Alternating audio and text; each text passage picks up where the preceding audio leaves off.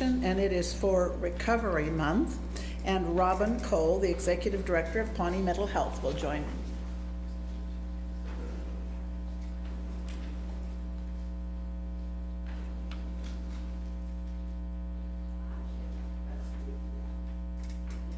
Step on up.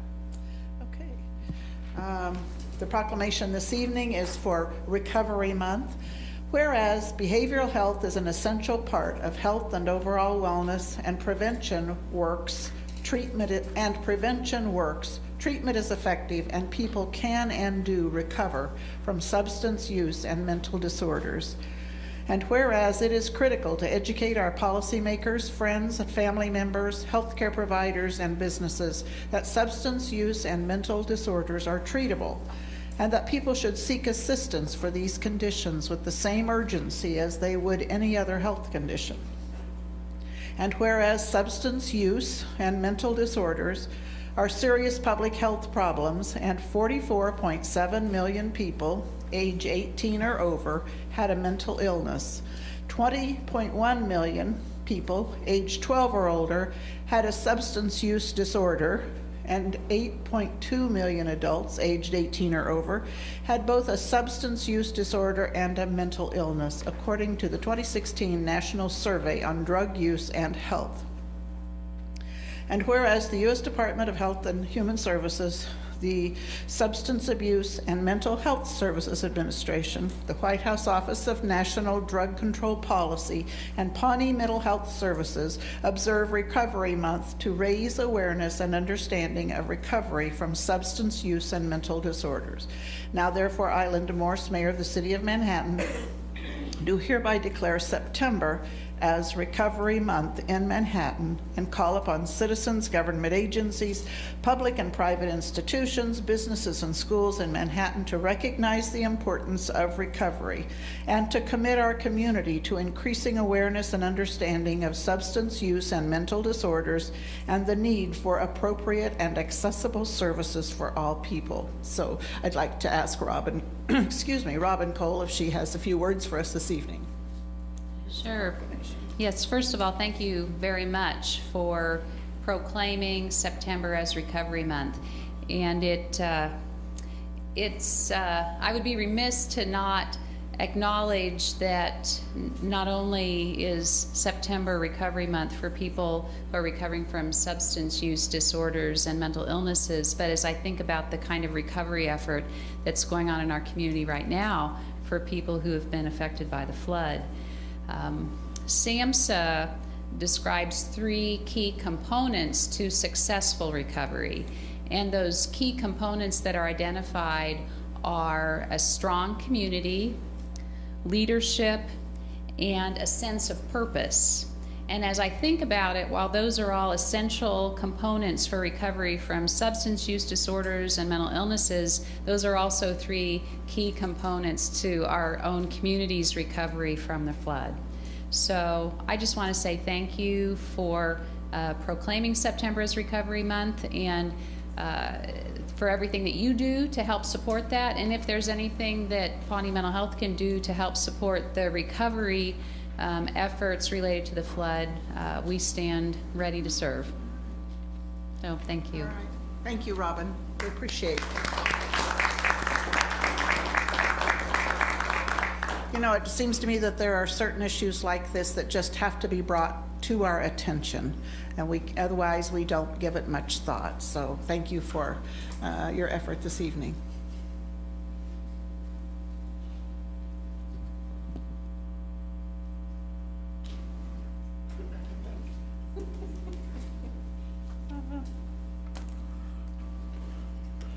Okay, the next item on the agenda is a public comments section. And at this time, I will ask if there are any comments from the public not related to an item on the agenda. And I would remind those speaking to sign in at the podium and state their name and address. A speaker is limited to no more than 5 minutes. And one speaker has signed up in advance, and that is Kelly Shetler at 2708 Butterfield Road. And so if you'd like to come forward to the podium at this point. do have a handout. Oh, all right.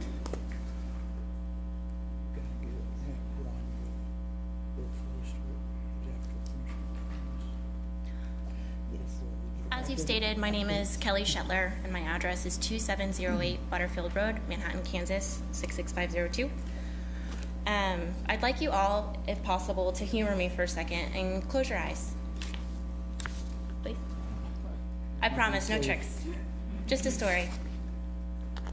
So, I want you to imagine a farmer. He has a truck, big old Chevy, the sun is setting, and he's finishing up his harvest. He takes his border collie, and he places her in the back of his truck. He's driving home, hits Tuttle Creek Boulevard, going 55, 60 miles an hour, trying to get home.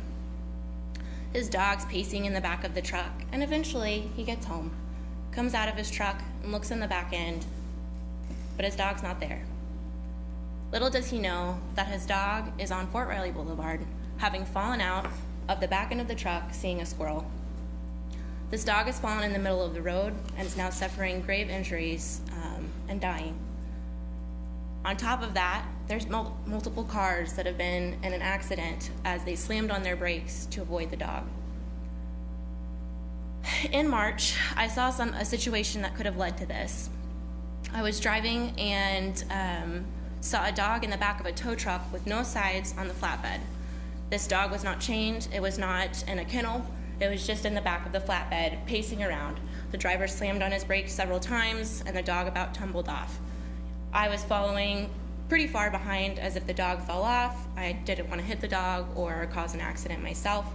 I immediately had my husband call 911 to try to address this situation with RCPD, and was surprised when I found out that they didn't have an ordinance in place for dogs in the backs of flatbed trucks. So what I would like to do is propose an ordinance. In Lawrence, there's currently an ordinance against this, 3105H, and it says to transport any animal in the open bed of a truck, and it is illegal to transport any animal in the open bed of a truck unless restrained in a flatbed, cage, or leash that will prevent the animal from jumping or falling off the vehicle. If Lawrence has this ordinance, then surely we as an agriculture community with a vet school and tons of animal science students should have an ordinance against this as well. There needs to be an appropriate leash length so that the animal may not jump out of the flatbed and strangle or choke itself. A kennel would be preferable if the dog cannot go into the cab of the truck due to rocks, smog, pollutants. It's an animal welfare issue, really, and a personal safety hazard for the public. And last, a statistic from the American Humane Society, about 100,000 dogs are killed from flatbed trunk accidents, either with them jumping out and injuring themselves or from rocks that are flying up to hit them. Thank you, that's all I have. Thank you, Kelly. Does anyone have a question? Are you? All right, we appreciate your, thank you. And at this point, are there others wishing to speak?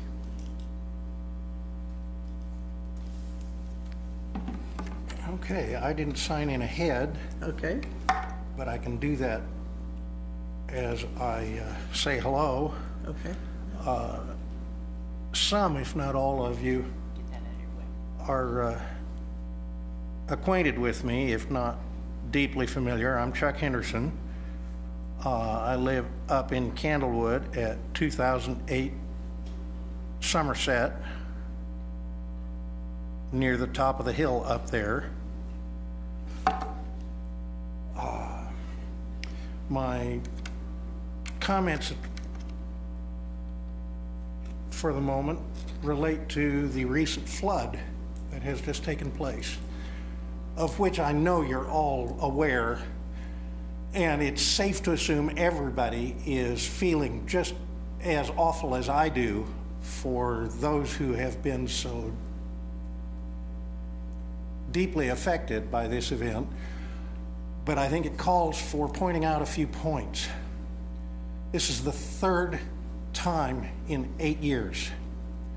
700-year flood declarations are put to a lie. This is not a function of the capriciousness and random nature of the weather. This is a human-created problem. Doesn't matter who, when, or why, but we know this. Development going out the Wildcat Creek watershed has resulted in these circumstances, and a failure by whomever, it matters not to point at anybody in particular or to name any names, but obviously and clearly inadequate drainage engineering went into the developments that have been encouraged, fostered, and permitted by this panel, or whoever your predecessors were in any of those chairs. There has been too much development that sheds water, and yes, I understand that it's a complicated issue bureaucratically. We have, what, 5 agencies altogether that have at least a finger in the pie. There's the city of Manhattan, there's the county of Riley. Keats and Ogden have at least a bit of a say in what gets done. And then there's the Corps of Engineers and Fort Riley. What we have here is a failure to collaborate with a known problem that was created by people, not God, not the random weather patterns. It's just there. And to have 3 floods doing this kind of damage in just 8 years' time is just a colossal failure on the part of the bureaucratic agencies and officials concerned not to address it. Reaching back in history, I want to take the example of the Empire State Building. That entire structure, 102 stories, went up in 13.5 months' time. And not worth overlooking is the fact that there is a running stream underneath the basement of that building that had to be engineered into the footings. They couldn't just wish it away or pretend it wasn't there. Well, by golly, they found a way to build the footings, the foundation, and the basement to let that historic stream continue to follow its path and put all that magnificent building up on top of it. What we've got is a handful of bridges and some retention ponds that need to be installed. And for failure to collaborate, I know of at least 2 businesses that are gone, outright gone. The Chinese buffet and the Mexican restaurant next door. They have no insurance coverage, and they're just gone. I spoke to the Chinese couple. They're retiring, that's it. They've lost everything. They're not even going to attempt to reopen at another location. The fellow next door in the Mexican restaurant has said his insurance won't pay a dime. Well, flood insurance is often like that. Insurance companies are notoriously tight and sticky with coverage for flood damage. My own family was in a tidal wave in Crescent City, California 50 years ago. After the Great Alaska Earthquake, the one place on the coast that got hit by the tidal wave was Little Crescent City, just below the Oregon border. They were wiped out totally.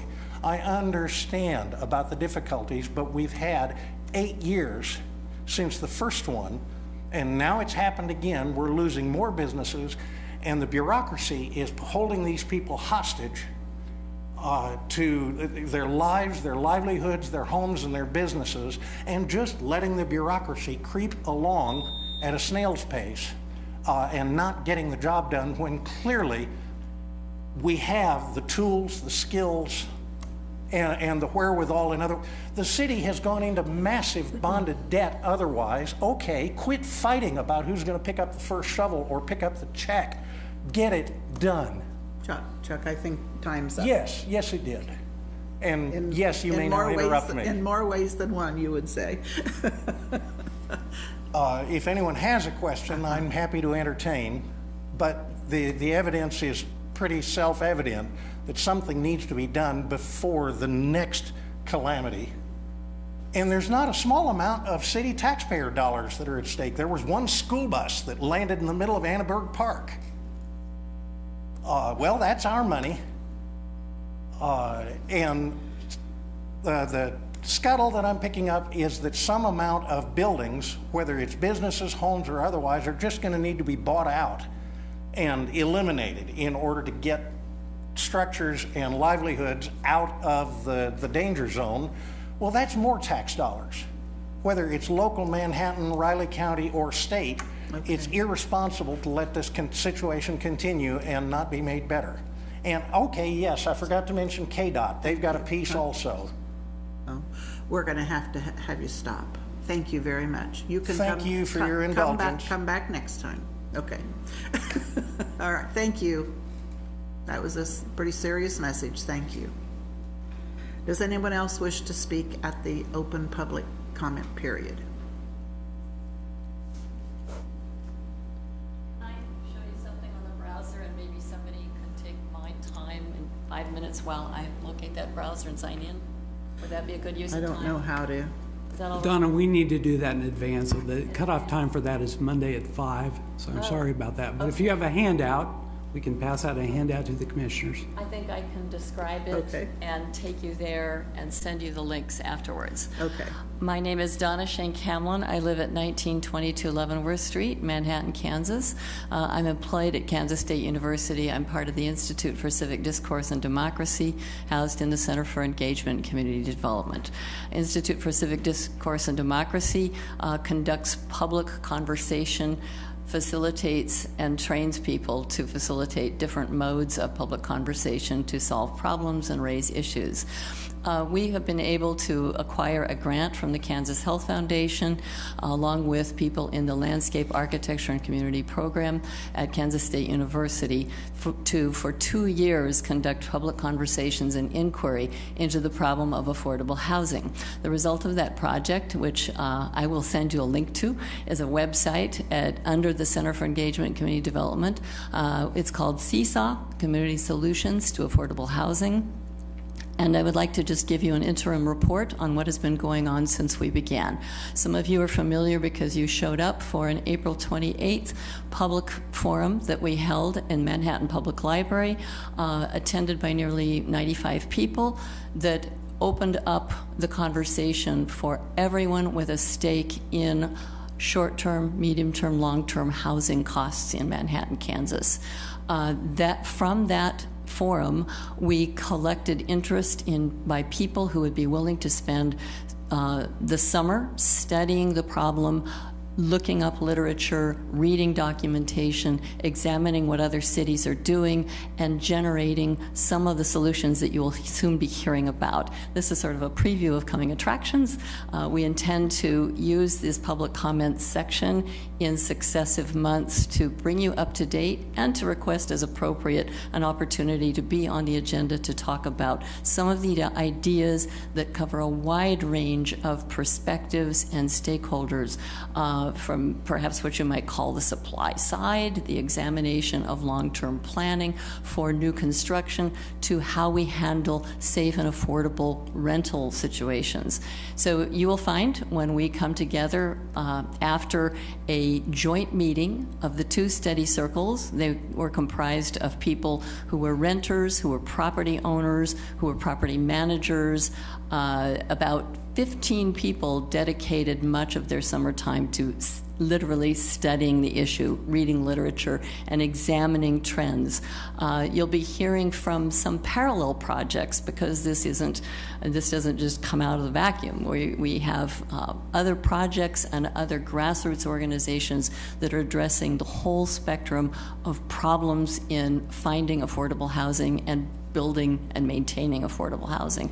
So you'll be hearing from them as well, but I just wanted you to identify Seesaw, Community Solutions to Affordable Housing, as that 2-year project that is based upon community conversations, narratives, and real research. Center for Engagement and Community Development will be back at this podium, and we'll bring literature in advance and use our time better, I hope. Thank you very much for your attention. You'll be hearing more from us. All right, thank you, Donna. Just under the nick of time. Does anyone else wish to speak at the public comment section?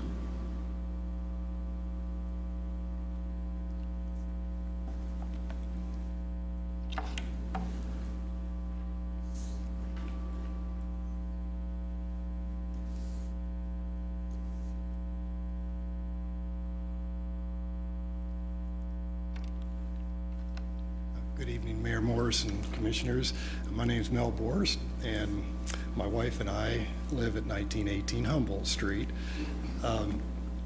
The August 8th City Commission meeting minutes referenced the presentation of background in our request to cancel the neighborhood consensus building policy as it relates to the Board of Zoning Appeals variance and exception requests.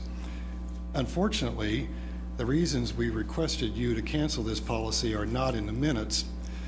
To better describe the reasons so that they will be included in tonight's meeting minutes, we offer the following comments. The policy dilutes the rights of property owners within 200 feet to oppose proposed zoning changes. This legal concern appears to be why the city did not expand the notification area earlier, but instead opted to require or strongly encourage zoning appeal applicants to do so.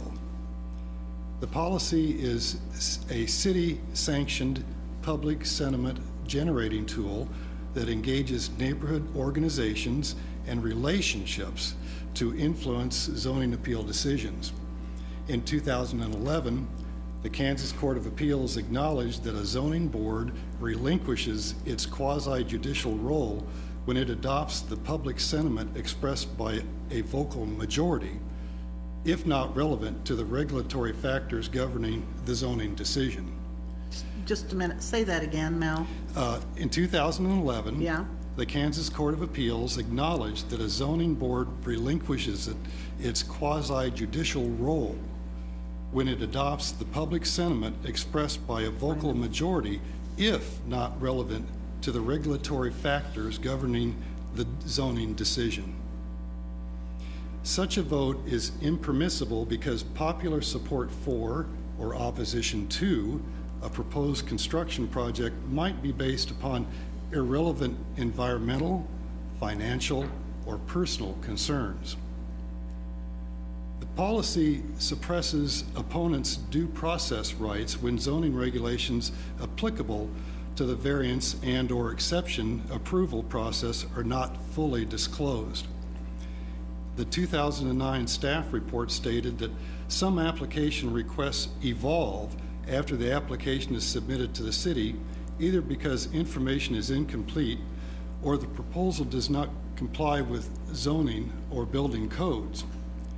To aid in the involvement of these type of requests, the report suggested current commission consider at what point in the applicant's design process the neighborhood would have enough information to react to the proposal, who beyond the 200-foot area should be invited, how sufficiently detailed and understandable the notice should be, and what issues the applicant should present and discuss.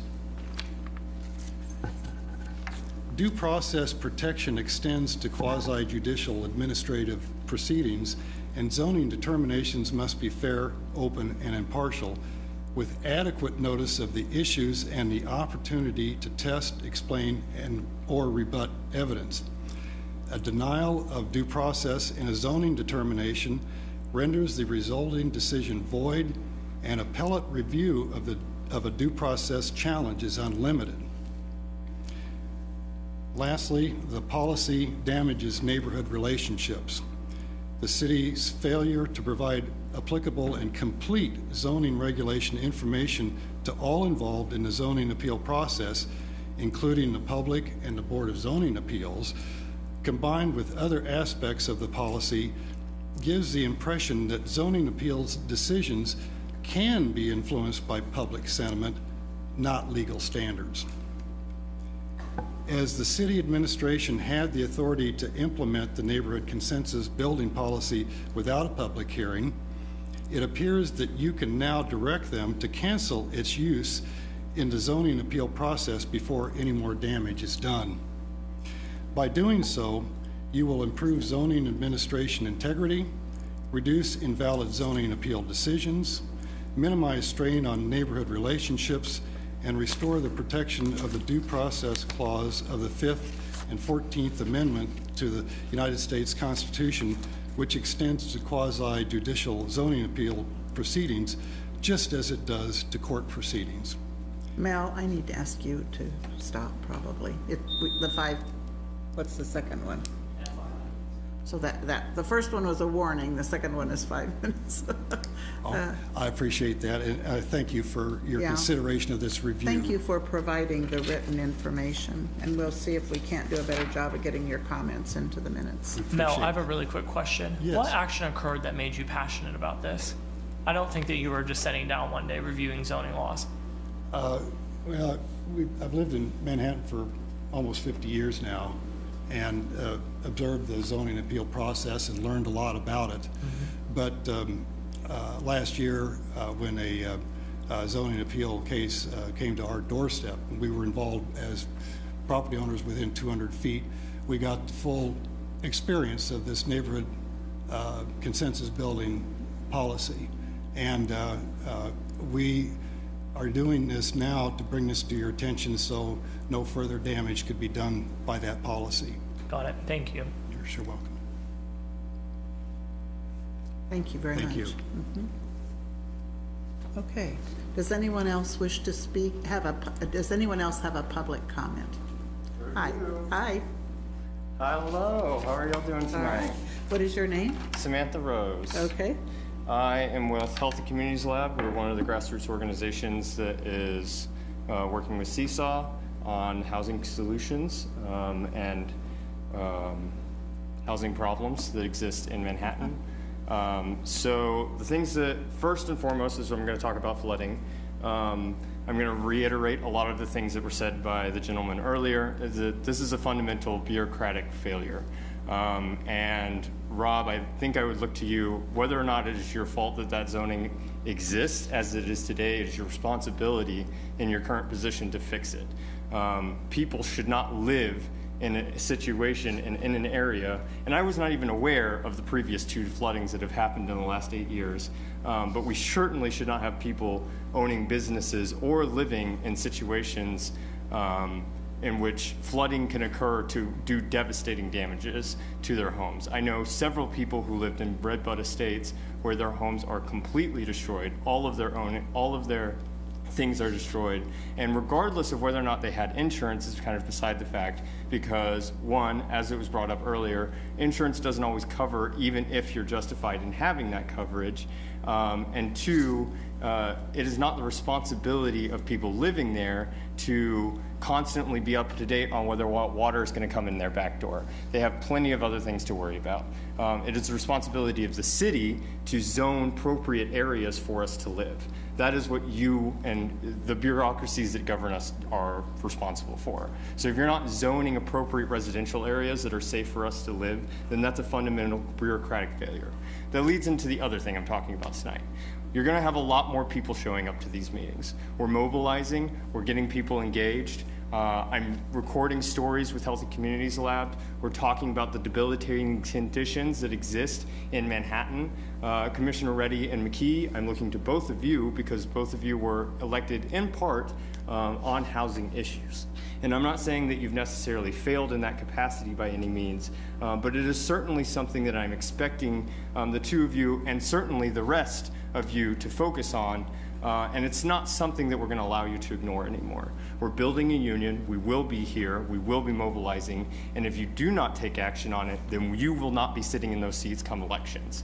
So I want you to fix on these solutions. I know Ari, who is living literally 2 doors down from an apartment complex, and where people can no longer live in that apartment complex because the windows were blown out by Riley County Police when they did a raid. And that happened when the person that stole one of the Riley County Police cars came and they tracked them down to this apartment, bombed the apartment, which blew out the windows, kept people from even being able to enter their homes because they were trying to track this person down for 12 hours, and then have not done anything since. And there's been no news coverage over it. I know Bree, who lived in several situations, one of which she could no longer live in because there was so much mold infested in her house. I know another couple who have moved into a housing situation where they just moved into it, and instead of addressing the mold situation, they just painted over it. These are things that we cannot continue to allow to happen.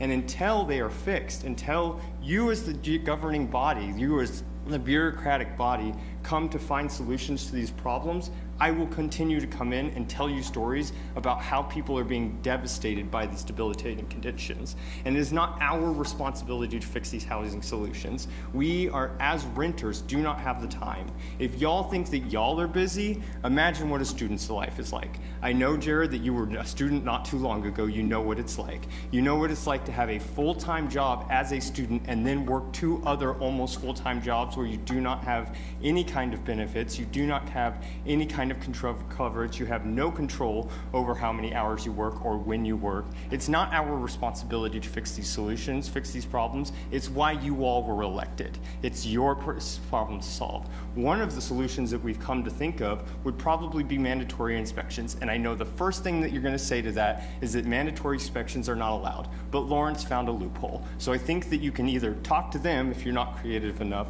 or you can start getting creative and find other solutions to mandatory mandatory code inspections. That would be a start, but that is certainly not the end. We need to do a lot more. I will not allow my friends to continue to have debilitating health conditions because they live in mold-infested houses. I will not allow health conditions to occur because people, my friend Alphonse, who developed narcolepsy because they lived in a house in which carbon monoxide was slowly poisoning them over the course of 1.5 years.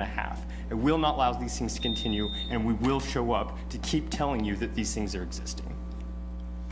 Okay, Samantha, thank you.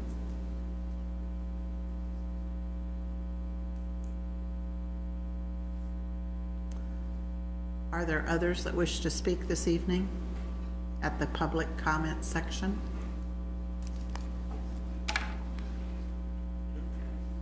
Good evening. Yeah, I'm Charlie Potterf. I own property at 3761 Cumberland Road. I've owned that property since 2009. Paid it off less than 7 years. Now, 2010 we had a flood. I wasn't too happy about that. We lost a bunch of wood. We cut wood for a living. That's what we do. And the next year we had the same damn thing happen. Somebody made the statement, well, that's a 200-year flood or some other BS. The next year we had the same thing, okay? It's been 7 years, now we got this deal that came on. It's really where our place is situated, the house, is not in a flood zone. It's high enough where it's not in a flood zone. However, it got flooded because, well, we had a lot of rain, no doubt about it, right? We had a lot of rain. Nobody's going to deny that.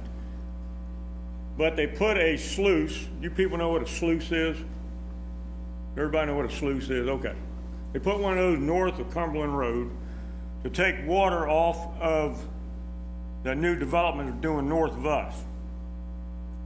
It wasn't a bad idea, I suppose, but when you get that much rain, it just worked against itself.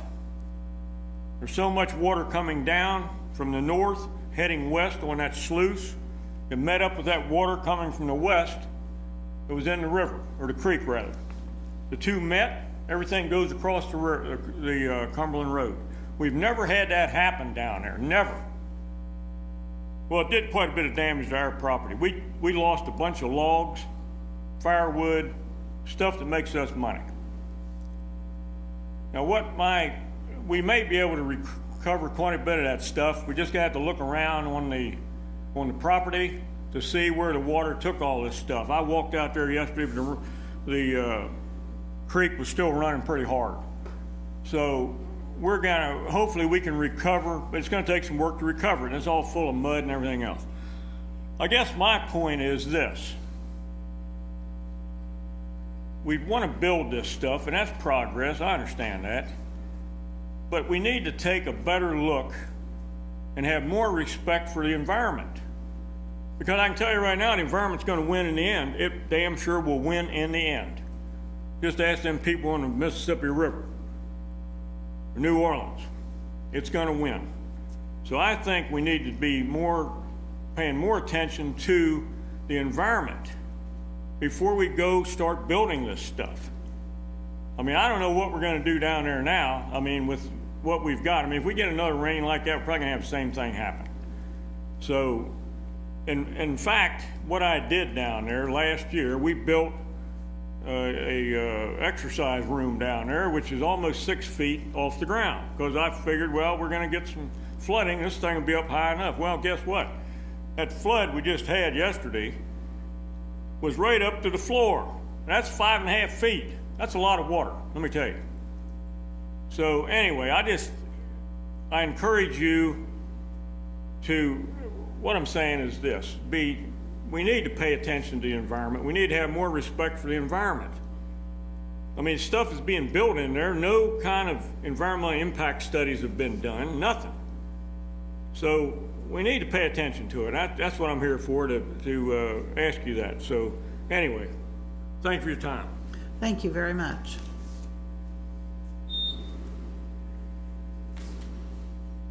Does anyone else wish to speak this evening?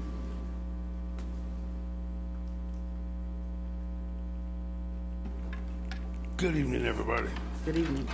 My name is 1737 Plymouth. My name is. Y'all gonna have to bear with me because I got a speech impediment, and when I get in front of people, I get a little nervous. So, but my name is Shannon Lewis. I live at 1737 Plymouth Road.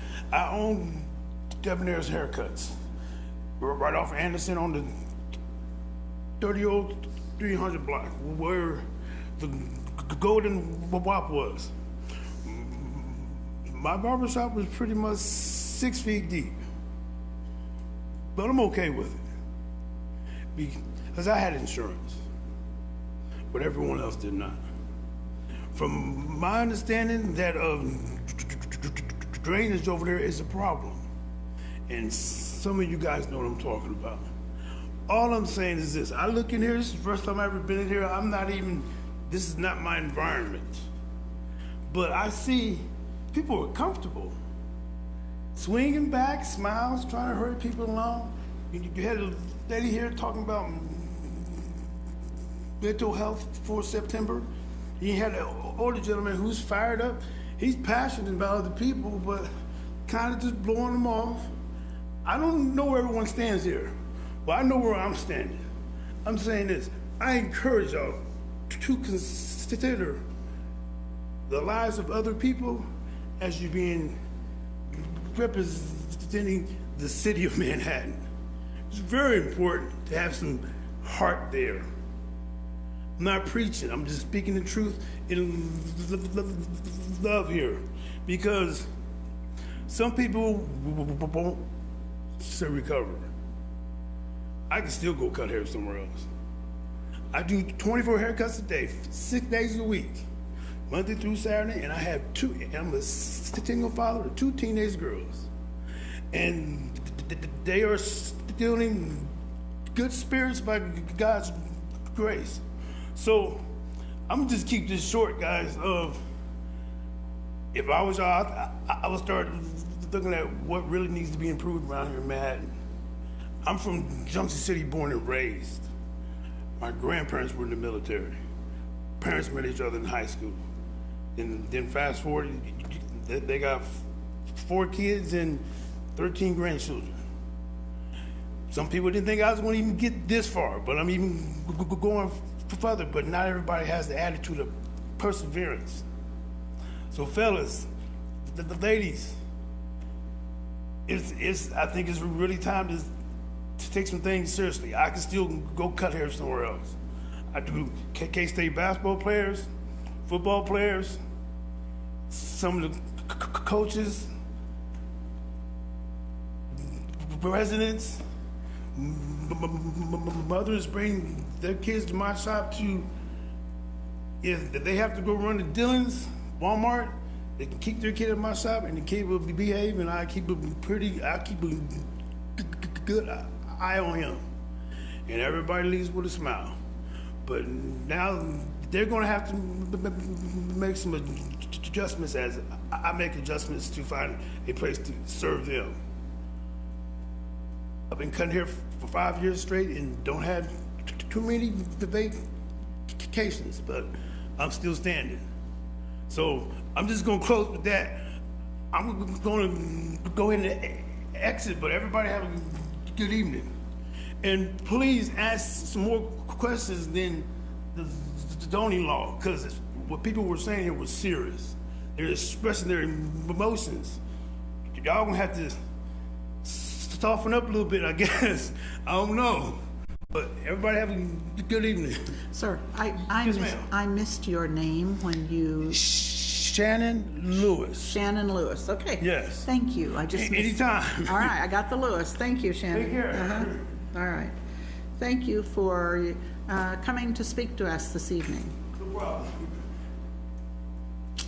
Does anyone else wish to speak this evening during the public comments section? Anyone else? It's our practice not to try to answer the issues raised at the public comment period, so that you understand that that's kind of by design. At this time, I would like, we had a little briefing session before this meeting started, and so we had a briefing from some of the department heads and the city manager about the flood and our response and the things that we discovered. So I'd like for Ron Fear, the city manager, to speak now about and just update the community. Thank you, Mayor. Certainly understand and appreciate the issues that a lot of the folks that have been impacted. There are about 300 folks that have been impacted directly by the flooding, that many of which were evacuated in the wee hours of yesterday. The fire department, police department, others certainly did a great job of notifying folks and getting them out in time, and we avoided what could have been something that would have been very, very unfortunate. Not that the personal loss of property and other things haven't been. So today we were focusing on some cleanup and also some damage assessment. We're looking at trying to get power back on through the properties that were impacted, if it could be, or what repair measures they would need to take in order to have activity at that location again. People have been allowed to go back in and do some cleaning and see what's there for them. And obviously the Red Cross has opened a couple of shelters. We're also encourage folks to engage. One of the community has been very helpful and has come forward to provide a lot of support in many ways for the folks that have been hindered. The Red Cross asked that they've kind of overwhelmed with donations of clothing and property, and they're really trying to pinpoint just exactly what individual needs are, and that's something they're doing in their assessments this week. Later this week, they plan to announce kind of a resource meeting where there'll be representatives from various agencies here, so kind of one-stop shop if folks need some new paperwork, driver's licenses, that sort of thing, other things that might have been lost in a vehicle or their apartment. And so we encourage folks to take advantage of that. Certainly there are a number of things that we're doing to clean up areas and assess for damages that have occurred and to get those repairs.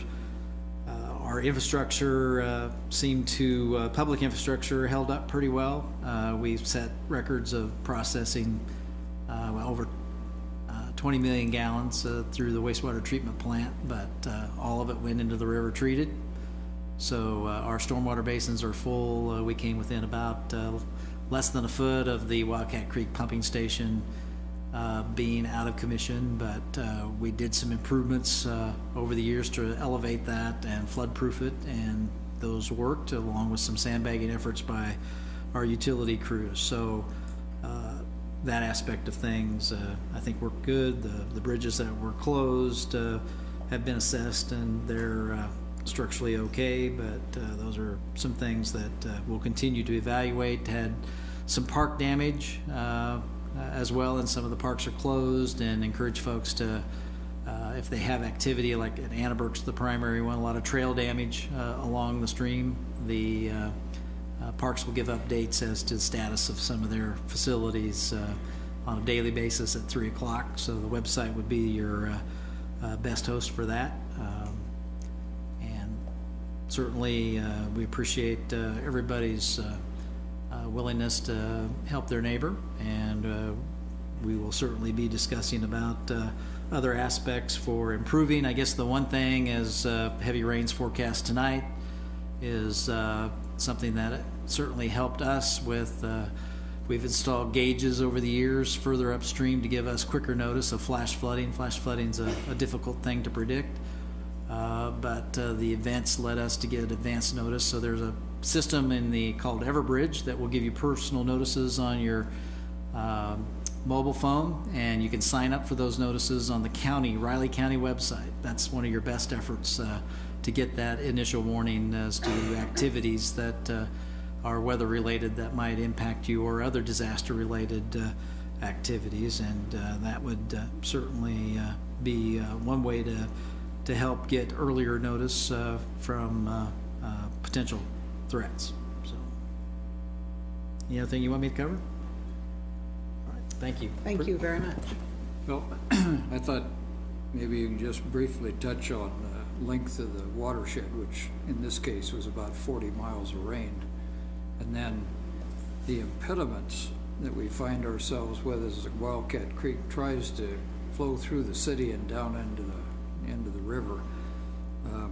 I think it's particularly noteworthy that some of these systems that have been installed allowed us to make some judgments early on and progressed even faster than we might thought. The assessment tool measures the water depth at certain places along its course, and by that you can then predict what the water is going to do according to the flood maps that have been made of the city. And in this case, early on, when the ones up by Keats began to rise rapidly, it was already apparent that we're going to have problems in the city. But that allowed us to warn people very early in the morning. As you said, Ron, this could have been very serious. Much more so than just the loss of property. So a lot of people's cooperation was key in that. But if you could talk about the water flow through the city and some of the constraints that we've hit. I know in one case it was our desire to have the bridge over the Fort Riley Boulevard as our first project with KDOT. And instead we got the project for the diverging diamond, which was helpful, but not very helpful to flood control. So maybe some things like Sure, I appreciate that. And essentially the Wildcat Creek watershed, Rob, how many acres? So the entire watershed is 99 square miles.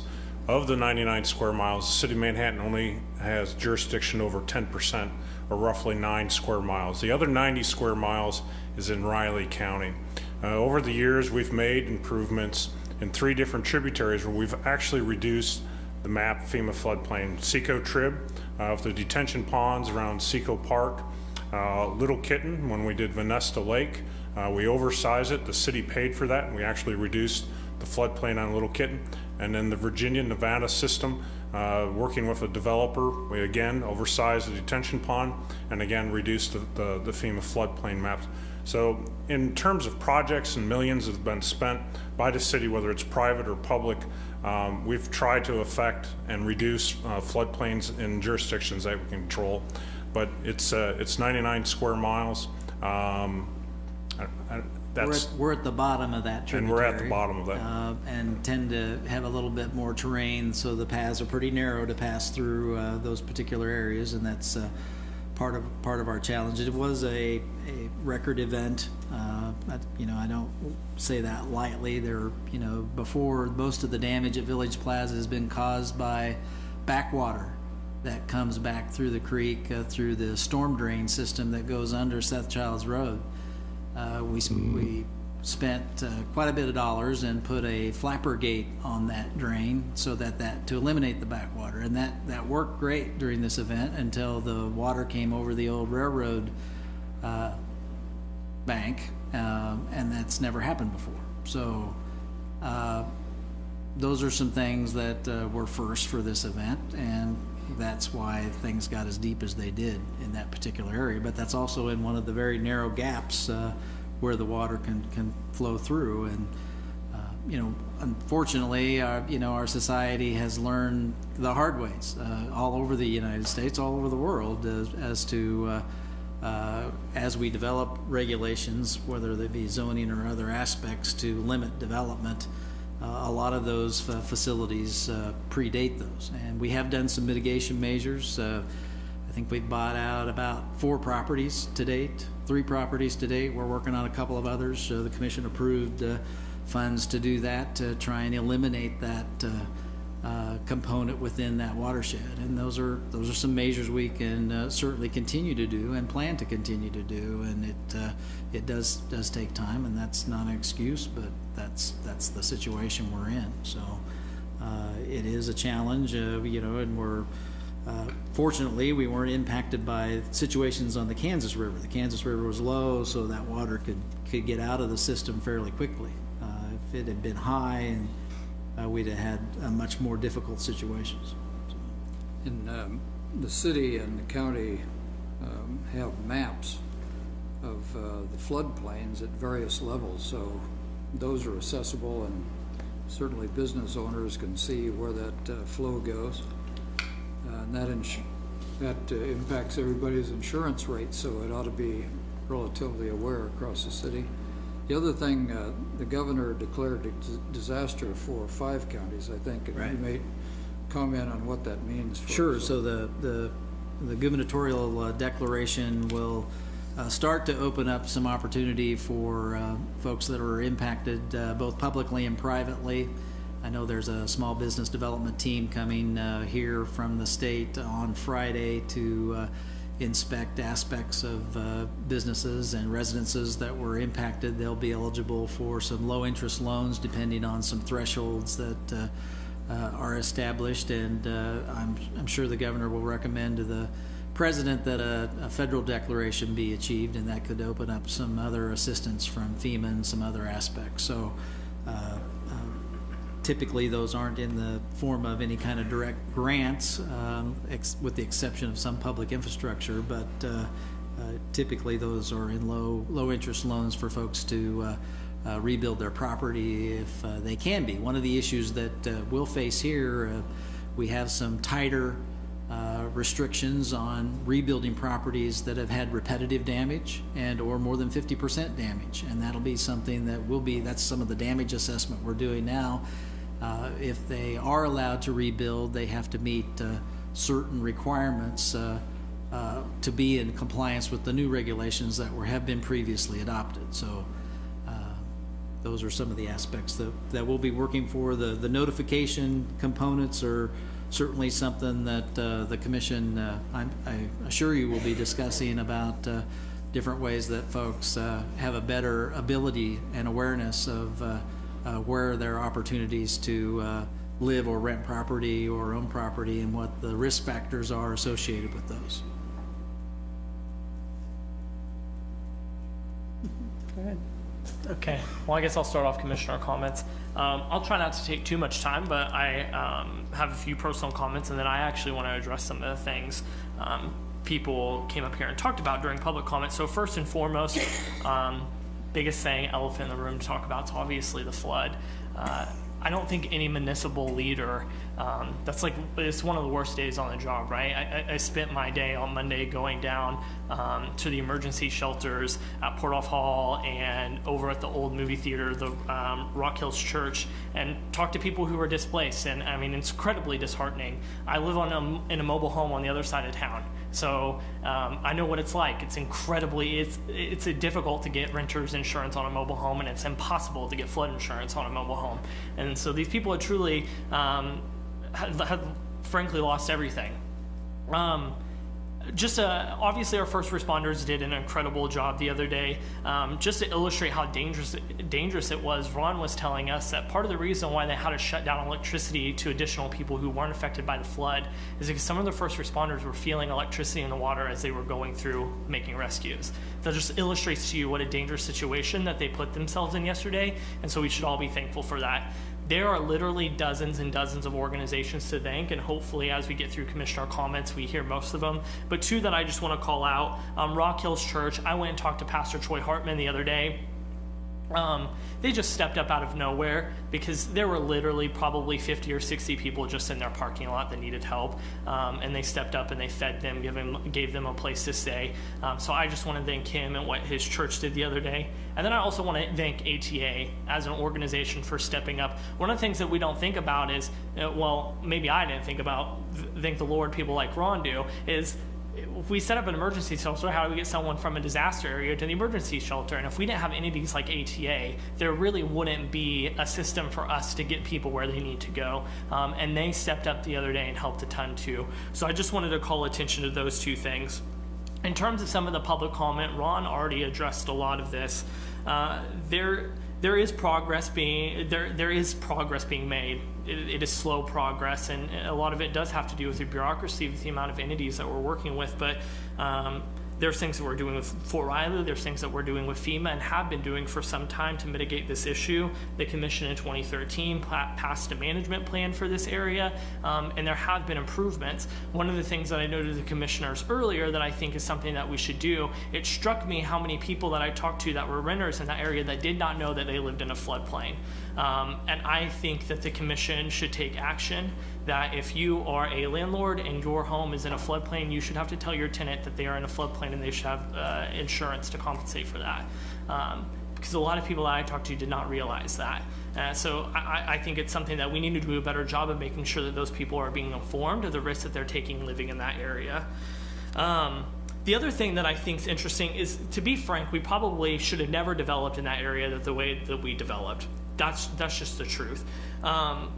I will say, though, that this commission is much better equipped than commissions a decade or 2 decades ago on knowing how future conditions are going, how developments are going to affect future conditions. Planning organizations make us these amazing maps that not only show us where the floodplains are, but show us, based on our comprehensive plan, what future conditions are going to look like. So when we're making decisions about development, I think that we're have a lot more strategic advantages than some of our predecessors did.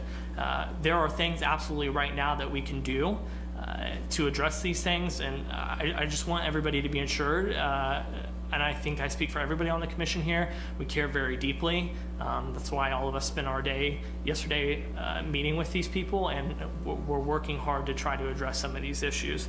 To go on to some of the housing things that brought up, to go the mandatory inspections. In a perfect world, I would want some form of a rental inspection as well, and I realize that Lawrence does it. To be quite frank with you, I don't particularly love how Lawrence does it. The way that I understand it, they put most of the onus on the tenant, because the tenant has to legally allow you to come in to do the mandatory inspection. And if the tenant doesn't sign the document allowing people to come in, an administrative warrant gets put out on them. And I don't particularly want to be issuing administrative warrants against 18 and 19-year-olds in this community who are renting. So I don't particularly love Lawrence's model. With that being said, I brought up to the commission in a briefing session a couple of months ago that I would hope that we could dedicate some staff time in looking at how we could address quality housing in Manhattan. So not even just limiting it to rental inspections, but what are other cities doing doing, even outside of rental inspections, that we could start to address quality housing. And the other commissioners did not respond. So we weren't able to move forward. It takes 3 commissioners at a briefing session to be able to say and dedicate staff time to that. So if you care about this issue, not only do you need to show up to these meetings, you need to show up to the briefing sessions, because quite frankly, I think more business gets done at a briefing session than it does up here if you want something to get on the agenda. So with that being said, that's all I have for this evening. Again, thank you for everybody in the community coming together to work hard yesterday, and city administration, and I know the city commission will keep working hard to try to mitigate this issue in the future. You know, Judge, a lot of people were out there helping yesterday, and I found it interesting that, you know, there's a animal response team that was out there at Port Off Hall taking care of dogs and cats, you know, and I didn't even realize that. I helped them put a cage or 2 together because I like the animals, so I thought that was quite impressive, and just an amazing outpouring of support for the people out there. And then on the problem there with the rental inspection, I just want to mention that the ordinance that we passed allows anybody that's living in a house with mold, they call the code office and request an inspection, and you will get an inspection, and whoever's renting to you will have to mitigate the problem. So we've already put in place a very good system. I just encourage people to use it. Yeah, going back to the flood situation, I think as Commissioner McKee mentioned, we're constantly getting technology, more and more technology that helps us make better decisions. And this commission, as well as other commissions I've been on, other members of commissioners that I've been with, we try to be very cognizant about where we do the developing, whether it requires infill, what might happen if there is a flood, are we going to displace people? I work in a school system where a lot of families do get displaced when there's floods, and students can't go to school because their families are trying to find new places to live, and it's just wreaks havoc, and it's a lot of trauma on not only the adults but the children as well. But we will continue to make improvements. We're not done. So I think the people that spoke here this evening, are longtime residents of Manhattan. They've invested in Manhattan personally, with their families, with their businesses, and they enjoy Manhattan. And those are the people that are going to continue to stay here regardless of what happens. So I'm glad they're stepping up also and telling us, you know, here are some things that we still need to do better at. And we're going to be reflecting and reviewing in the next couple of months, or next year or 2 even. It's a continuing process to see what we could do better. Should we have development? What can we do better for the tenants that are moving into some of those places, and for future tenants that, want to live in Manhattan. I don't like to see people hurt. None of us do.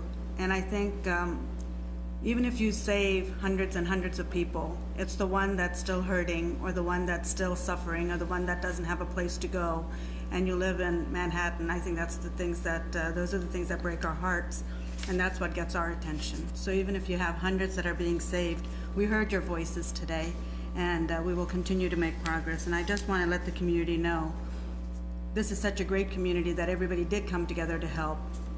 Whether it's Adibus, whether it's the churches, whether it's just your community members, everybody came out to help. If there was too many donations, that's a good problem to have.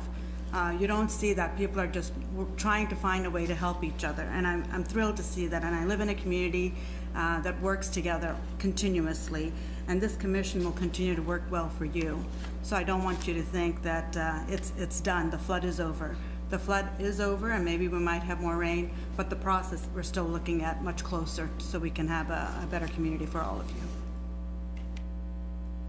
Maybe just a couple of additional comments. One is that we're fortunate to live in a community with so many people who step up to do things. And second, we've got a process for organizing that. Some of you may not know, but we have an emergency operations center where everybody assembles, all the leaders that do all of the things in the community for roads, for fire, for police, for sewer and water, and other services. And that includes ATA and outreach to all of the churches and other community activities. So when they come together, particularly on a day like on Monday, when we had essentially a holiday where a lot of people weren't there, they came together very quickly. A lot of people volunteered, and they started coordinating immediately, both to get emergency services out to those people to be notified, and then to put barriers up to operate intersections and to do some rescue of people. So, and then to feed them and try to house them. So a lot of things to be thankful for, but a lot of cleaning up to do and still people to help. I know that having a flood event kind of causes raw nerves, and I'm probably there too. We're all tired from all of the efforts that we've been making, and I want to especially thank the emergency services people in this community. And I don't know that I can name them all, because I just found out that ATA is on the Emergency Operations Center too, but certainly the fire and the police and the city administration, the county, the fire department, where do you stop? Riley County Police. I probably am being redundant, but I just want all of them to know how, I know that that's the job they have, and they train a lot, and so that an event like we just had could be as smooth, and we could recover as readily as we have. And that's tremendously important to a community like ours. We have high expectations of ourselves, and the community has high expectations too.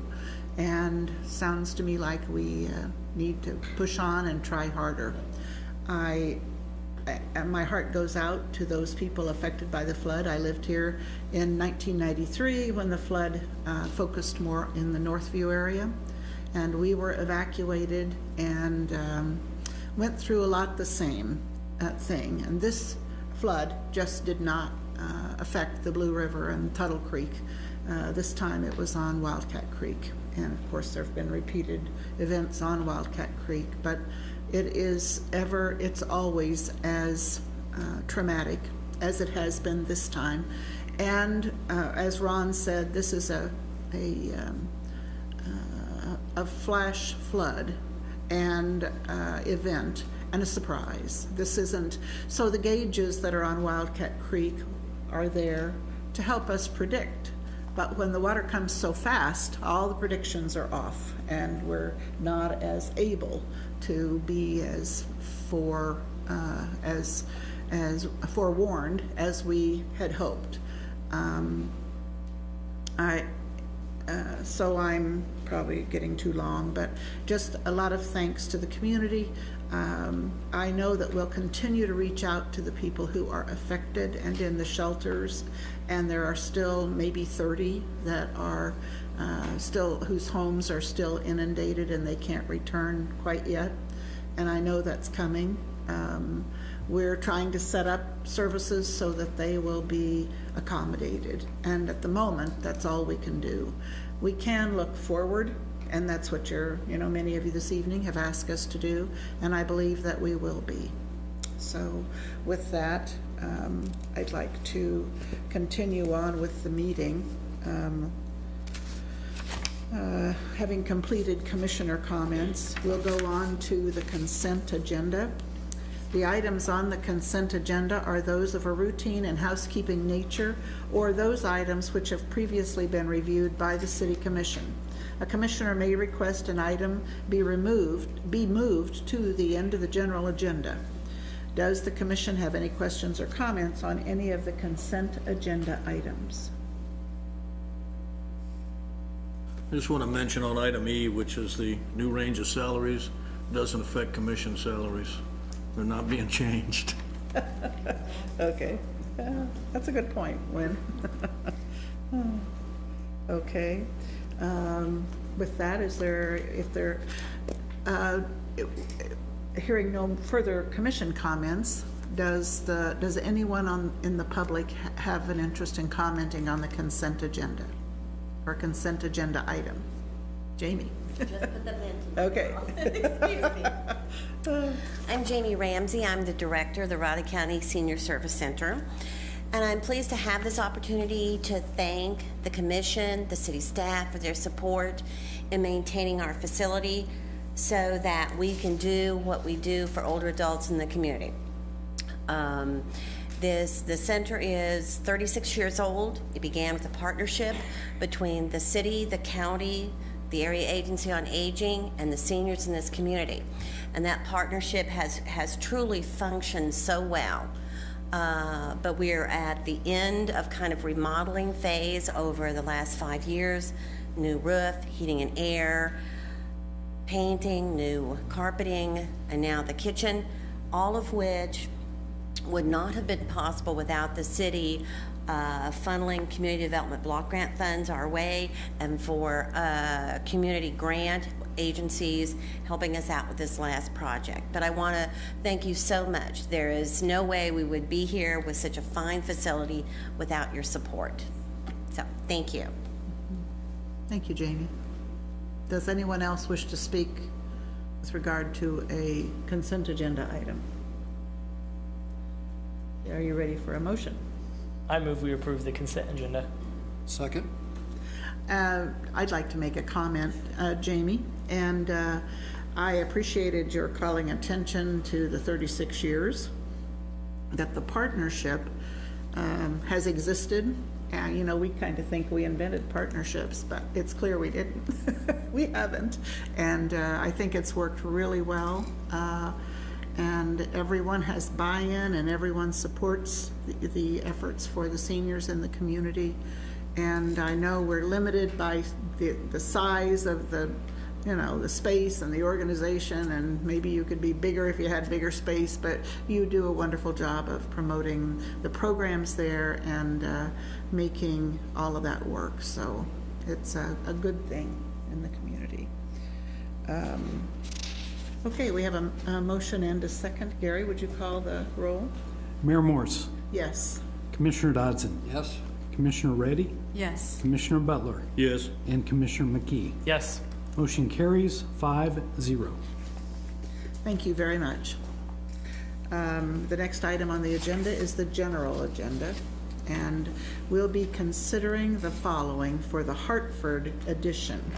It is the second amended petition, or petitions, for the Hartford edition sanitary sewer, SS 1622, water, WA 1618, and street ST 1609 improvements to assess the cost of design in the amount of $100,000 to the benefit district. The presenters are Jeff Hancock of SMH Consultants and Bill Frost, legal counsel for the city.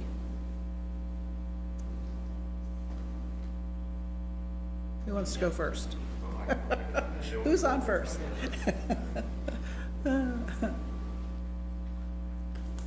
Hi, I'm Jeff Hancock with SMH Consultants, and I was just going to cover a little bit of the history of the Hartford project, and then I think Bill's going to get into the details of what you're actually considering tonight, and why it's a little bit more complicated than a standard, what we would call a reapportionment agreement. So I think some of you may have been on the commission when the Hartford came through, the Hartford Hill Master Plan. That was done in 2015, and that was a master plan for a 320-acre development in the northwest part of the community. Very similar to the Grand Mere Master Plan. We looked at water, sewer, those types of things, and came up with a development plan that made the most sense for that area. That plan was adopted or recommended for approval in January of 16, and then in March, it was approved as an amendment to the comprehensive land use plan. After that occurred, not long after it occurred, the owners of the property, which was Burton Land Company at the time, petitioned for some improvements in the project. We went ahead with the first phase of a plat, and those petitions were for street water and sewer improvements. Design proceeded that year, and most of the design was completed. I think the only services we did not fulfill as part of our contract obligations with the city were some field services and some bidding phase services. Because of circumstances I know you're all familiar with, the project was basically shelved at that time to determine what the next steps would be with the project, and it was put on hold. Since that time, the developers have decided to move forward with something a little bit different. The new project and the plats that represent that new project, or that you'll be considering later tonight, hopefully, are the Ames and Chapel Hill. And so along the way, I should let me step back just a little bit. There was a point in there where we had to do another replat of that property called the Hartford Unit 2. And that replat was a result of a survey bust that our company made in identifying a section corner. So we went back and fixed that platting issue with a new replat called the Hartford Hill Unit 2. It fixed the platting issue that we discovered maybe 3 to 6 months later. And when that occurred, we had to also amend the petitions because the petitions had the wrong legal description in them at that point. So we worked with staff, amended those petitions, had them signed by who we thought were the property owners, but we failed to get all the property owners to sign those petitions because a few of the lots had transferred unbeknownst to us.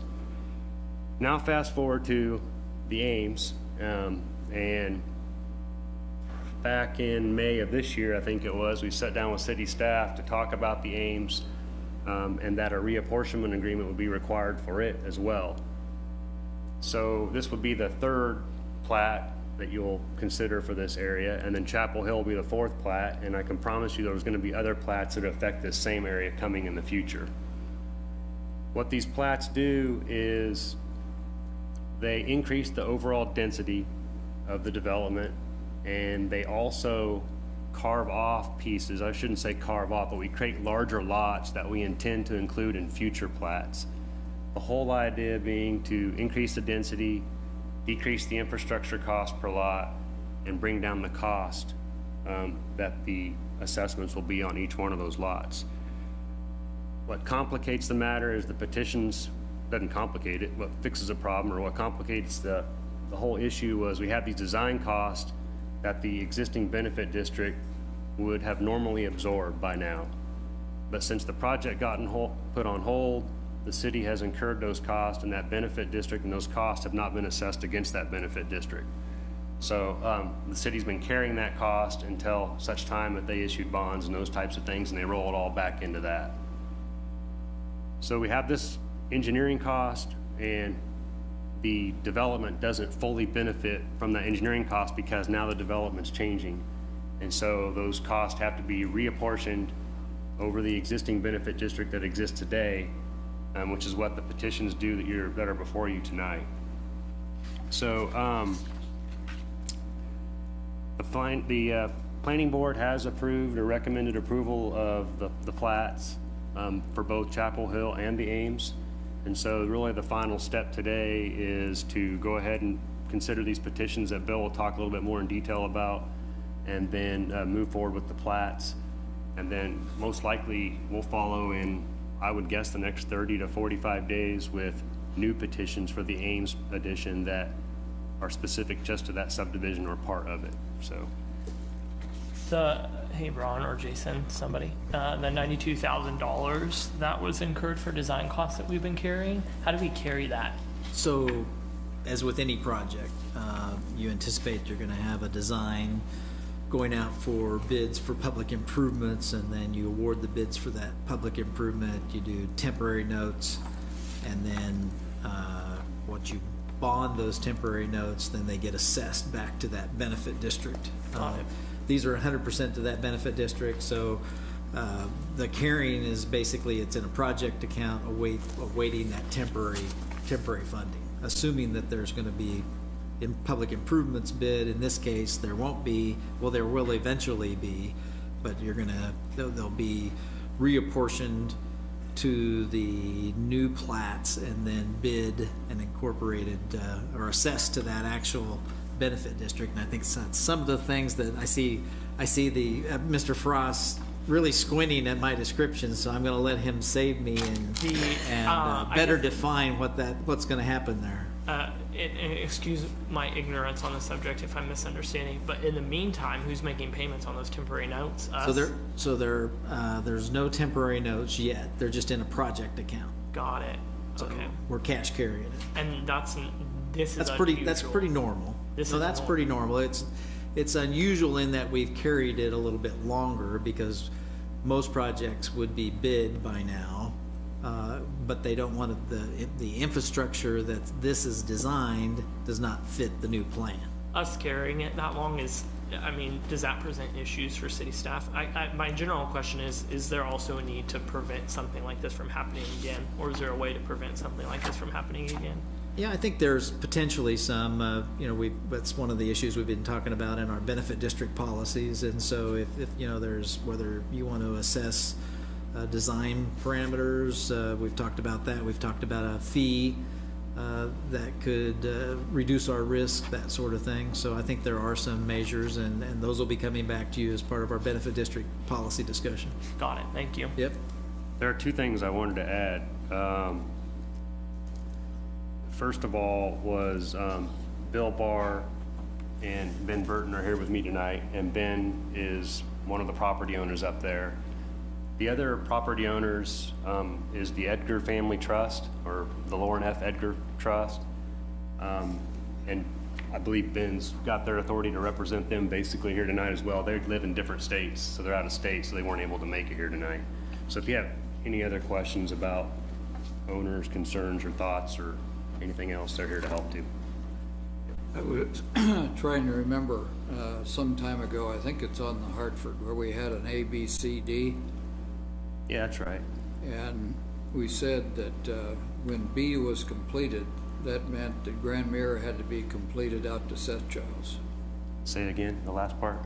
That Grand Mirror Parkway had to be completed to connect to Seth Giles. So when you yeah, somewhat connected. The requirement was once we jumped into B, we had to make a connection to Marlette, and whether that happened through Grand Mirror Parkway or some other means was, I guess, up in the air. Does this change that?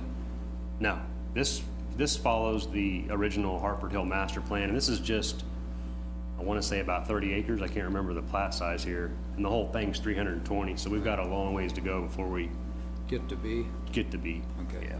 All right. Thanks.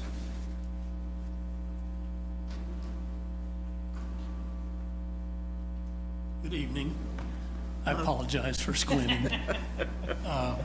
Benefit districts are complicated enough. This one is unique in what we're asking you to do. In my memory, I don't think we've ever actually done this. So it took some creativity on the part of bond counsel and everybody involved to figure out how to solve the issue. You remember what Jeff said? The history of this thing is we started out with a plat that they petitioned for 3 public improvements, street, sewer, and water, and assessed those costs against that plat. Then they discovered an error in that plat and had to replat a portion of it and come back and amend those petitions. Again, 3 petitions for street, sewer, and water. So we currently have in place 3 resolutions approving the petitions, finding the projects necessary, and authorizing the construction of street, sewer, and water for the Hartford plat that was originally envisioned with the small amendment that Jeff talked about. Before they did this design as Jeff has described, and the city has incurred cost for that design, which would be lumped in as a part of the project and everything paid once the project was finalized. They stopped at that point and didn't undertake construction, and now they're wanting to back up and redo the plats so that those projects that were designed and petitioned for are no longer relevant. They don't serve the plat in this configuration. The streets are in the wrong place, the sewers are in the wrong place, the water's in the wrong place. So all of those benefit districts that we previously created and incurred design costs for are irrelevant. So we had to figure out a way to replace those benefit districts and cover those design costs. So what the petitions you have before you tonight is a request by the property owners to amend those 3 resolutions. And we're amending them by saying we don't want to do the projects. The projects that were authorized we're abandoning, but we want to cover the design costs. and have those design costs assessed against the properties that were in those original benefit districts. That's what those 3 petitions do. That's the only thing, that's the majority of what those 3 petitions do. And so when you pass the resolutions tonight, all you're doing is taking that $100,000 in design. I think it's divided up among those 3 resolutions. I don't remember the divisions, but you're taking those costs and assessing them against the lots that were in those original benefit districts. Now, to make it even a little bit more complicated, and I apologize, the replats several of those lots that were in those original benefit districts. So when you get ready to pass the ordinance levying the assessments, the lots that were in existence today won't be in existence at that time. They'll be different. They'll have different names. Instead of being in the Hartford edition, they'll be in the Ames edition. So what the petition also says is, when the replat occurs, modify the benefit district to make it look like the descriptions that you're going to create tonight when you do the replat. So when we do the ordinance, assessing that $100,000, it'll get assessed against those original lots as they have been reconfigured by the replat tonight. Is there the same number of lots in the replat? I don't recall. No? How much is it different? It's still an equal share per lot. So all the owners have signed acknowledging that they're getting little or no benefit from this assessment because the design costs are, I won't say they're worthless, but they don't have much value. Yeah. And it's getting spread over legal descriptions that are slightly different than it was before. Again, bond counsel and I have been through this. How do we solve this problem? We don't want the city having to eat the $100,000. We want to get it assessed where it belongs. Assessing it where it belongs is complicated. So we've developed a process that I'm okay with, bond counsel's okay with, the landowners are okay with. We're looking for your approval. And I realize it's confusing. If you have questions, I'll try to answer them. So, Bill, I have a question. So I understand that they're no longer going to use the current designs, and the city has the 100,000, and it's going to go into specials, is what I'm thinking. Yes. So if the new ones, with the new replatted areas, are there going to be other specials? My concern is there going to be 2 specials now, one that wasn't used and one for ones that is being used. Is it a double whammy for the people that want to purchase that, whatever is going to be there? It's somewhat of a double whammy, I guess. Keep in mind what they're getting assessed is that total of $100,000 spread over several lots. But yes, as I understand it, once this replat is approved, as Jeff indicated, they'll be back with new petitions for street, sewer, and water to serve this area. And so those assessments will be added to the $100,000. Jeff can answer it better than I. Perhaps some of those designs can be used for the new projects. I don't want to say they're totally worthless, to say that some of that design can be used, or some of the work that was done on that design can be used on the design of the new projects. So what is I don't remember reading, maybe it was in here and I missed it. What is the vision for each of those lots? Is it a house? What is it? Because if I think of it, if it's an apartment complex, I can see how it can be spread out. But if it's a house and you're getting 2 times the special assessments, I don't know how to say it differently. Yeah. But 2 types of special assessments. I think as it is, people that move into Manhattan are surprised at our special assessments that other communities don't have. So I'm just trying to see what it might look like. Is it spread over like 100 people? What is that? Well, it'll eventually be, help me out, Jeff. I don't know exactly what the configuration is, so. I think the original Hartford was 24 lots, I think it was. So I wanted to answer that question. And then, so the best way to explain this, and I don't want this to come off wrong, but the design cost, we're only talking about assessing design cost, and then matching that up with total project cost with these new petitions that will be coming to you. And those petitions will have design and construction engineering potentially included with them.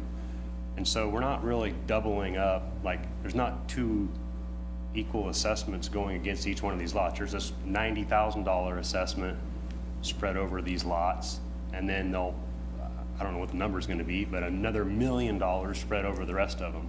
I mean, on them as well. So it's not like we're doubling up the cost on each lot. No, I but understand each- it's not an equal proportion. Yeah. What I'm saying is, one that wasn't used is also being put on them, as well as the new ones. I'm just looking for maybe a developer to pick it up somehow, or some other, Yeah.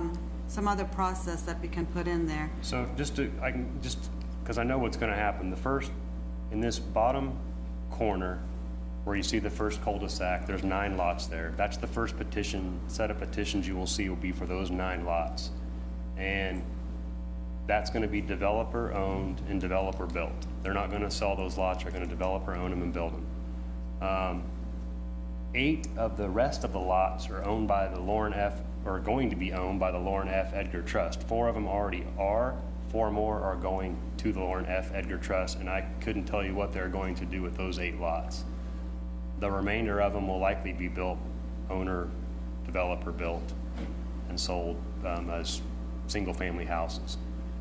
The lot 7, the big lot that's on this map, upper left corner, that's actually zoned R3, and for now, nothing's going to happen with that. In fact, we've restricted all the access along the roadway there because there's no intention of doing anything with that lot. Well, I shouldn't say all, there's one break in access because we had to have legal access to the lot. But there's no intention of doing anything with that lot at this time, and it will likely be included in a future replat that will include something a little bit higher density. Is this in an that example R3. of the new replat? Yeah, this shows. So you- I just counted, and there's about 29 lots, Yeah. right? So I think the point that Commissioner Reddy is trying to get at, and I was in a way trying to illustrate it as well, is that, I mean, it's still, if you take 92,000 divided by 29, it's still more than $3,000 as specials assessed to homes for design Right. that didn't come to fruition. Now, keep in mind, that's over 20 years, and it gets Still computed back. $3,000 of additional taxes for each of those lots. No doubt. I don't want to mislead you. I don't think that original benefit district included this entire area. Yes, it did. All of it? It did. Okay. Yep. I didn't recall that. Yep. And what you're seeing here is the green, if you can see that, that's the old plat lines for the old lot lines. And then the red is the Ames, and then the blue is Chapel Hill. I was just thinking it would, I don't know how the rest of the commissions go on this, but because it's $100,000 and for developers that are going to make a lot more money on that area, I would feel a little bit more comfortable if the developer picked up the $100,000 and then put the new specials or whatever that might be there on the owners, whatever else that's going to be put up there, instead of having it spread across from them, because it was not used, because it was already there, and they shouldn't have to pay for something that never came, that was never implemented. So that's my thinking on that. That's certainly an option. In order to accomplish that, you pretty much have to leave things in a status quo. We can't accept the petitions as they exist now, can't really do the replat. So it would just stay in the status quo until that requirement was met. My name's Ben Burton. I represent Burton Land Company and Fortress Inc. We own a majority of the lots along with the Edgar Family Trust. As Jeff alluded to, Commissioner Reddy, I think to answer your question, our hope with this replat is to create more buildable lots that are ultimately less expensive for the consumer. So by redesigning some of these areas, ultimately the infrastructure costs, our hope, will come in less and kind of offset that $100,000. Market conditions, the specials conversation We want to create a lot similar to, if you've been in Grand Mirror, Belle Reve, Grand Champions, where you have a little bit of a smaller house or lot, excuse me, that may incur ultimately a lesser design cost. Right.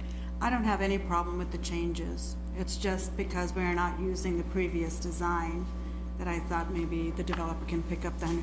I don't have a problem with what you're petitioning and for the changes you're making. No. That's a separate conversation. And I guess what I'm trying to get at is ultimately we're hoping that the design costs with this new replat will ultimately be less expensive for the consumer if left as is. The way the roads, the infrastructure is set up, it could be a net zero ultimately. The only thing I wanted to add was,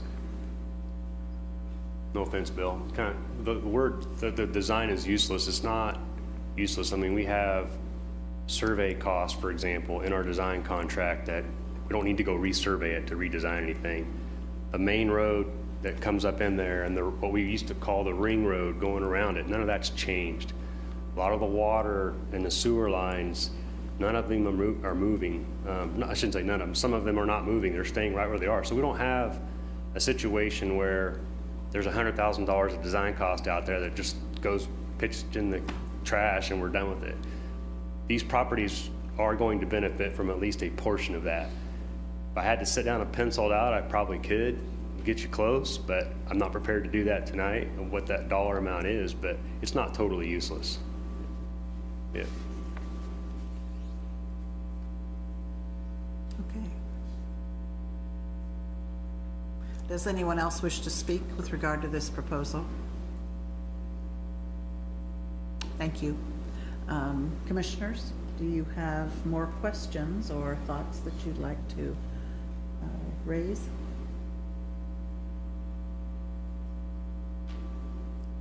Okay. I have a question for probably Jeff. Down in the far right corner, there's a little tiny triangle that isn't part of a lot. It looks like a leftover.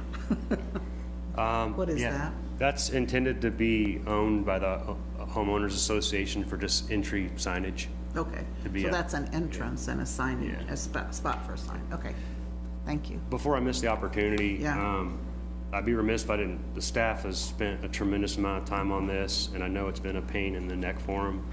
And so, just want to say I appreciate all their efforts and help, and I know they got a lot into it.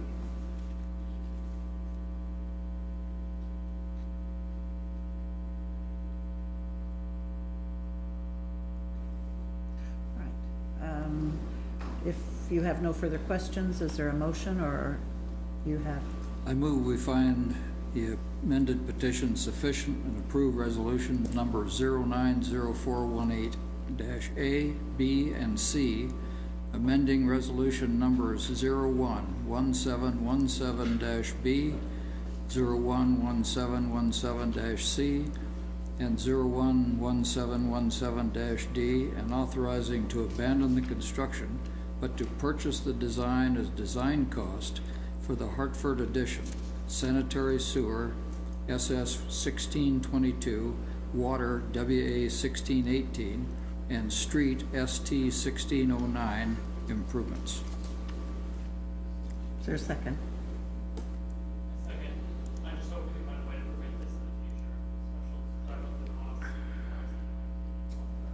future. Sorry. Second. And I just hope we can prevent this in the future. Okay, I was gonna say, I'd just like for the 100,000 to come to the city for our time and effort at working on this several times.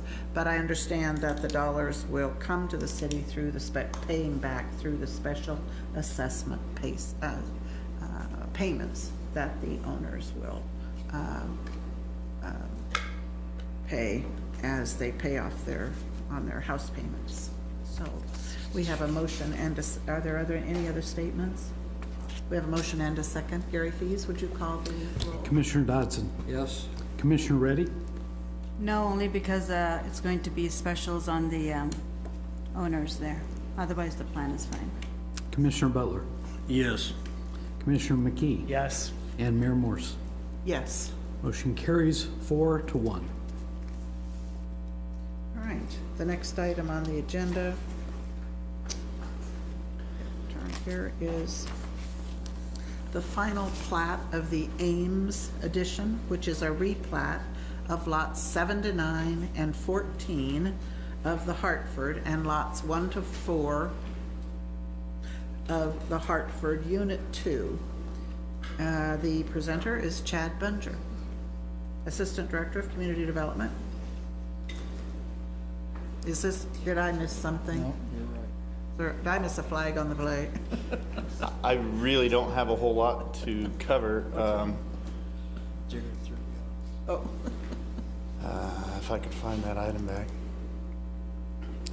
You have the staff memo. And as previously discussed, these two areas, the Hartford is being replatted. The Ames, the planning board reviewed and approved in May and before you, and then Chapel Hill Planning Board reviewed and approved a few weeks ago in August, and replatted these lots to redesign it.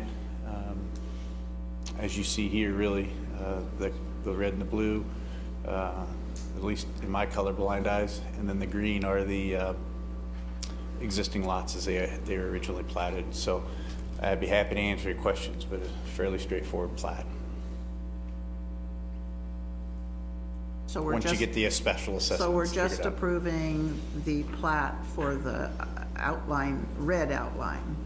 For the Ames is this, but I Okay. figured I'd take the opportunity to knock Yeah, both out that's while okay. I'm here. Thank you. I think we pretty much discussed this earlier, but in the earlier one, but this has to have our consideration also, so if there, Yeah, but basically, you know, I guess what's confusing is you can't see the green lines on that. I can't that see you can't see in the green. packet. No. And so one of the things on the specials, as I understand that, as I was looking at the packet, you've created more lots out of what was originally there. So that means that the specials will be spread across more people, which means they will be less as opposed to higher, which is why I didn't have a problem with the original thing. And I think that's clear when I look at the packet, and that's why it changed, you know, everything that we dealt with and why we had the problem there with trying to cover the 100,000 because it isn't going to really fit exactly. But that's how I understand it, so I don't have a problem with it. are there other comments? Are we ready for a motion? Oops, excuse me. Does anyone wish, are there any public comments? I'll open the public comments section. So you can see it there. Thank you. I'll close the public comments section. Now, is there a motion? Yeah. I move we accept the easements and right-of-way as shown on the final plat of the Ames, generally located to the northwest of the intersection of Grandmere Parkway and Spirit in the Sky Drive based on conformance with the Manhattan urban area subdivision regulations. I'll second. We have a motion and a second. No other comments. Gary Fees, would you call the roll? Commissioner Reddy, Yes. Commissioner Butler, Yes. Commissioner McKee, Yes. Mayor Morse, Yes. Commissioner Dodson. Yes, Motion carries 5-0. Okay. The next item on the agenda is the final plat of Chapel Hill, a replat of lots 1 through 6 and 15 to 21 of the Hartford. And the presenter is Chad Bunger, Assistant Director of Community Development. Do you have any questions for me on Chapel Hill? I think I covered it a couple times over with what Bill and Jeff did, so. So this time we're just covering the blue outlined Yes. areas. Okay, we're good. Okay, do you have questions of Chad? All right, Chad, thank you very much. Thank you. Does anyone in the public, from the public wish to make a comment about this item? All right, I will close the public comment section and ask the commission for comments or a motion. I move we accept the easements and right-of-way as shown in the final plat of Chapel Hill, generally located to the southwest of the intersection of Grandmere Parkway and Spirit in the Sky Drive, based on conformance with the Manhattan urban area subdivision regulations. I'll second. Okay, we have a motion and a second to approve. Gary Fees, would you call the roll? Commissioner Butler. Yes. Commissioner McKee. Yes. Mayor Morse. Yes. Commissioner Dodson. Yes. And Commissioner Reddy. Yes. Motion carries 5-0. Thank you very much. Thank you all. I think it makes sense, just as an additional comment, that these lots are somewhat smaller than the original, and that's probably a good thing. Less land committed to. Okay, the next item on the agenda, item B, is to consider the first reading of an ordinance amending special events with alcohol. And the presenter this evening is Jared Wassinger, Assistant to the City Manager. Thank you, Mayor, Commissioners. We had a discussion item on this topic back in June, I believe, and our city administration worked together to put together a first reading of an ordinance for you tonight to consider. Just a little overview of what I'm going to go through today with my slides. I'll give a brief overview of some of the state and local laws pertaining to consuming alcohol on public streets, sidewalks, and alleys. Go into some detail, remind you of the Young Trustees request, which was in particular to Blue Earth Plaza. Go over that June discussion item, and then kind of walk through the amended ordinance that was in your packet today, and then we could go through any questions or discussion you'd like to have. So Chapter 31 of our Code of Ordinance has to deal with special events that can occur in streets, sidewalks, parking lots, plazas, or any other city property. And that can occur through 5Ks. The Flint Hills Festival is a special event that we go through, and many others that occur throughout the community. If the event includes alcohol, it can only take place in 3 areas per our ordinance. That's Aggieville, downtown, and then Blue Earth Plaza. And per our ordinance, the sale and consumption of alcohol has to occur within a fenced-in beer garden. I did want to go through kind of the state process. I know there were some questions about it during our June 19th discussion, so I really just want to walk you through what needs to occur for alcohol to be consumed in city streets, sidewalks, or alleys. So the applicant would need to apply for a special event temporary permit through the state. That's through the Department of Revenue. So to initiate that process, they would fill out that temporary permit form, but they wouldn't submit it to the state because they would also need to get it approved with the city. So they would fill out that permit with the state to let the city know that they're serious about doing that. And then they would apply for the special event with alcohol permit through the city of Manhattan. And that needs to be done with at least 45 days in advance of the event. And then we go through the same administrative process that we go through all our special events. It goes through customer service, Public Works reviews it, Raleigh County Police Department, the clerk's office, and city administration. And if it meets the requirements of our ordinance, then we would bring it forth to the commission for their approval to adopt an ordinance to allow alcohol to be consumed on that day and time that's specified in the ordinance. Once that ordinance is passed, they can attach that to that temporary permit and send it off to the state 14 days in advance for their approval. So that whole process can occur today, and the alcohol can be consumed on a public street, sidewalk, but per the ordinance, it has to be consumed within that fenced-in beer garden. And that's where the request came in from the Young Trustees. They approached the city in February. They wanted to basically eliminate that beer garden area so that alcohol could be consumed with people above and below 21. A lot of that had to deal with, parents and families going to these events, and they would have to kind of separate from their group if they were to purchase a beer. So they wanted us to look into removing that fenced-in beer garden requirement. So we kind of had a discussion item on this topic back in June, and we really presented you 3 options. Option 1 was to keep it the same, require the beer garden 21 and up can only enter. We talked about another option where you would maintain the beer garden, but you would allow people of all ages to be within that designated beer garden area. And then option 3, which was to eliminate the beer garden, and there was a consensus among a majority of the commissioners to move forward with amending our ordinance. So the ordinance that I attached in your packet, there was a lot of red marks in there. There was a lot of new changes, but really the big change was this section right here, number 5, and that basically changed the language to eliminate the beer garden requirement. And that was pretty much the simple fix. Everything else, we worked with our legal staff because there were some legal provisions that needed cleaned up in the ordinance from when it was originally adopted in 2011. So number 5 was that main change to eliminate the beer garden. We amended section 3 of that particular part of the ordinance, and that has to deal with that state temporary permit. So with the state permit, if you are adjacent or within that designated special event area, you can apply through, you have to fill out a form with the alcohol beverage control and send it to the Department of Revenue, and you can extend your premises into that special event area.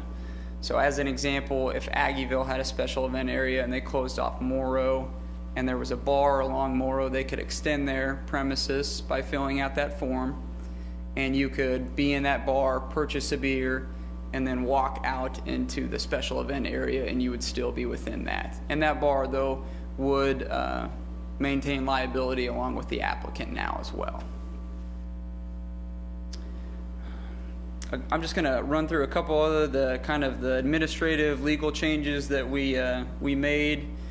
We took these 3 requirements kind of at the beginning of the ordinance that had to deal with safety and traffic flow requirements, street closers, and then when you apply, you have to submit a $50 barricade deposit. That's to take our barricades from the street shop and use those, and if you return them, you get your $50 deposit back. We took that language, that's something we do already now, and it was in the block party permit section of the ordinance, but it wasn't in the special event part. So we took those requirements as well as the no more than 12 hours and up to 11 p.m. on Friday and Saturday, same as the block party permit. Yep. I keep pressing this and it doesn't stay.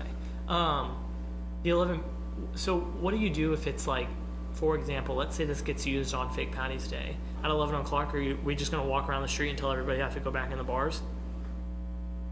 A huge event like that? Per the ordinance now, yeah, you would say that designated special event wouldn't be allowed to keep occurring. And that would be the street closure and the access and all those restrictions. You wouldn't allow alcohol to be, the special event would be over, so you obviously wouldn't, if a bar decided to extend their premises, you wouldn't be allowed to take your beer out into the public. If they wanted to sell beer outside, they wouldn't be allowed to do that either because the special event would. Are we concerned with the feasibility of that at all? Or, I mean, I'm assuming we're putting that on RCPD, that at 11 p.m., well, again, let's imagine Fake Patty's Day, that you're moving everybody back into the bars. This does have, whatever comes our way does need to get approval by the city commission, I believe. Yeah. So even if it comes by here, we can still go back to the way it is right now, because we have to review, or city commission reviews each event. But we can't amend though. We couldn't amend, could we amend that time? So if we saw that, okay, it would be more feasible to allow this event to go later or cut off earlier, can we amend that time, or is that set in stone?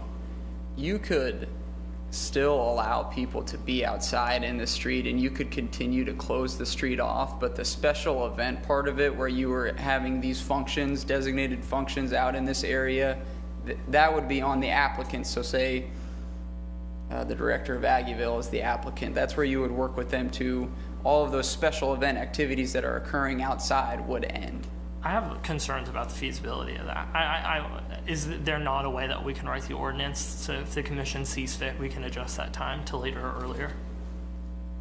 My understanding was. Yeah, I think that could happen. Yeah. That we could, yeah. Okay. This is basically, we proposed this time because that's how we do block parties. I think 95% of the time, that's perfect and will work. I don't want us to have a big event where we're expecting RCPD or the Aggieville group to take a big event like St. Patty's Day and start telling people with beers that have been out there all day, like, hey, you need to start going in the bars. It's different when it's 2 a.m. and that's kind of the expected closing time. I think that's much harder to do at 11 p.m. on a day like that. So if the commission is comfortable with that, we can adjust this for the second reading to reflect that, you know, no later than 11 p.m. on a Friday or Saturday, or at the commission's discretion if they... I would prefer if there And was maybe a little that's bit more only flexibility in there. maybe that's only in Aggieville or downtown. And I think there's instances where it might make sense for it to be an earlier time as well. So I would just want us to have flexibility around that.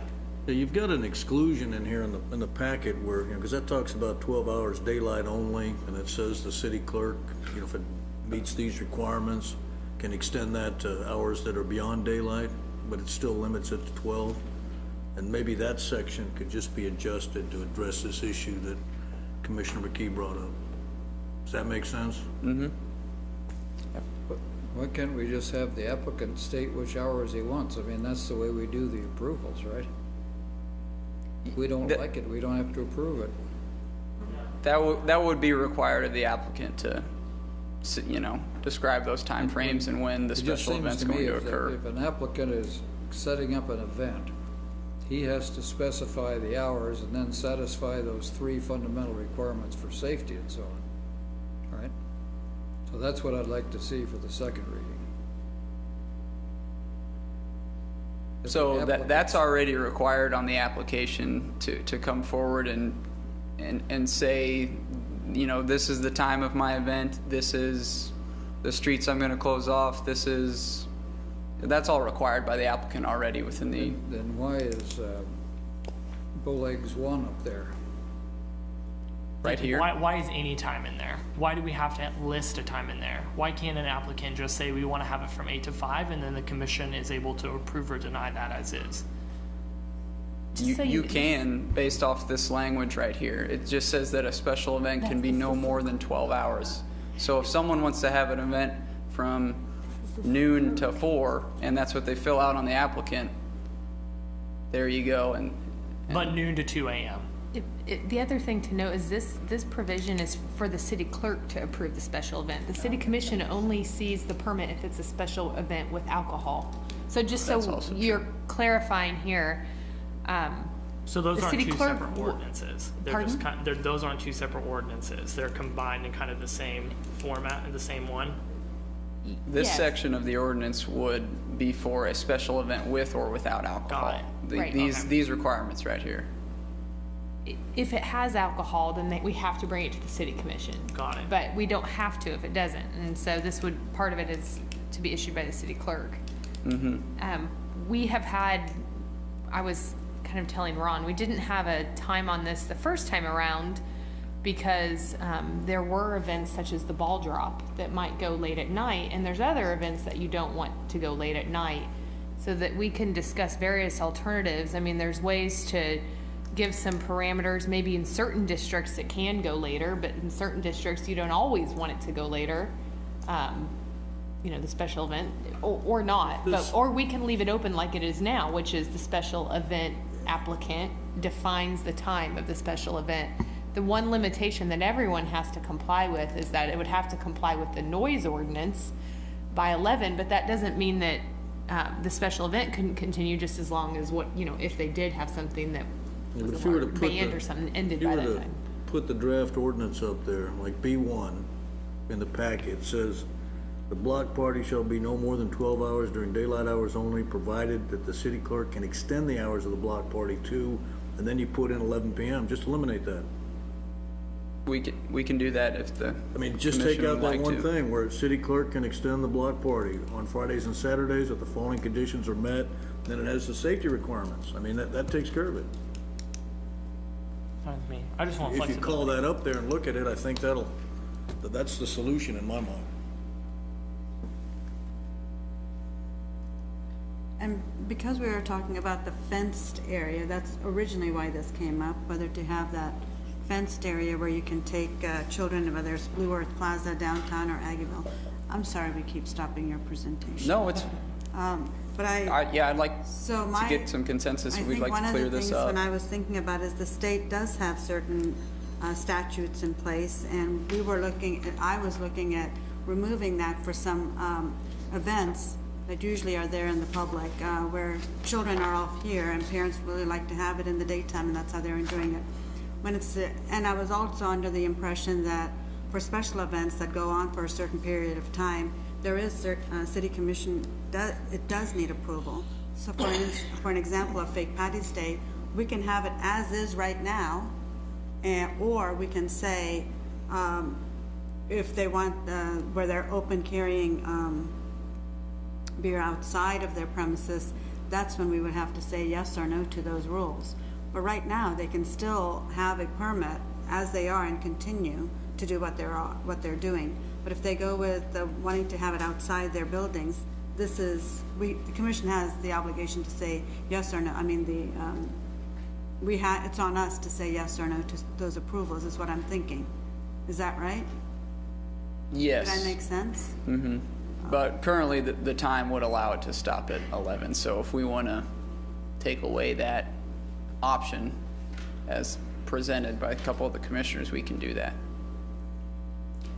One thing we could do that might be maybe address what you're saying and what Commissioner Butler is suggesting is, since this is for a special, the block party is only extended to 11 p.m. so it cannot go later. This is to go later than 11 p.m., which is a different circumstance. One option to consider would be where the city clerk could approve an event until 11 p.m., for example, but the city commission has to approve a special event to go later than 11 p.m. so that you all have an opportunity to review it if that's of interest to you. We don't have to do that, but bear in mind that the block party ends it at 11, and this is suggesting somebody at city staff reviewing it and approving something till 1 or 2 in the morning, which could be a hard decision for a city staff member. That may be something that we bring to the commission for approval to get that exemption. I think that's fine. I just want to make sure that we have flexibility in that. I think the 11 p.m. solves for 90% of the events that will happen, but it's that 10% that's an issue. And in business, you maybe try not to worry about that 10%, but we're creating a law, so it's a little bit different. So.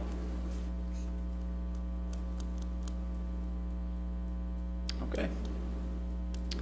So we'll make that change for the second reading and have that in your packet for the next meeting.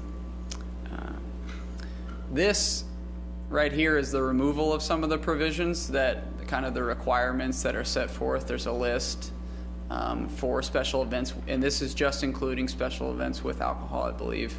But these were removed from the requirements just because of the legal ambiguity in them. It'd be very difficult to say that,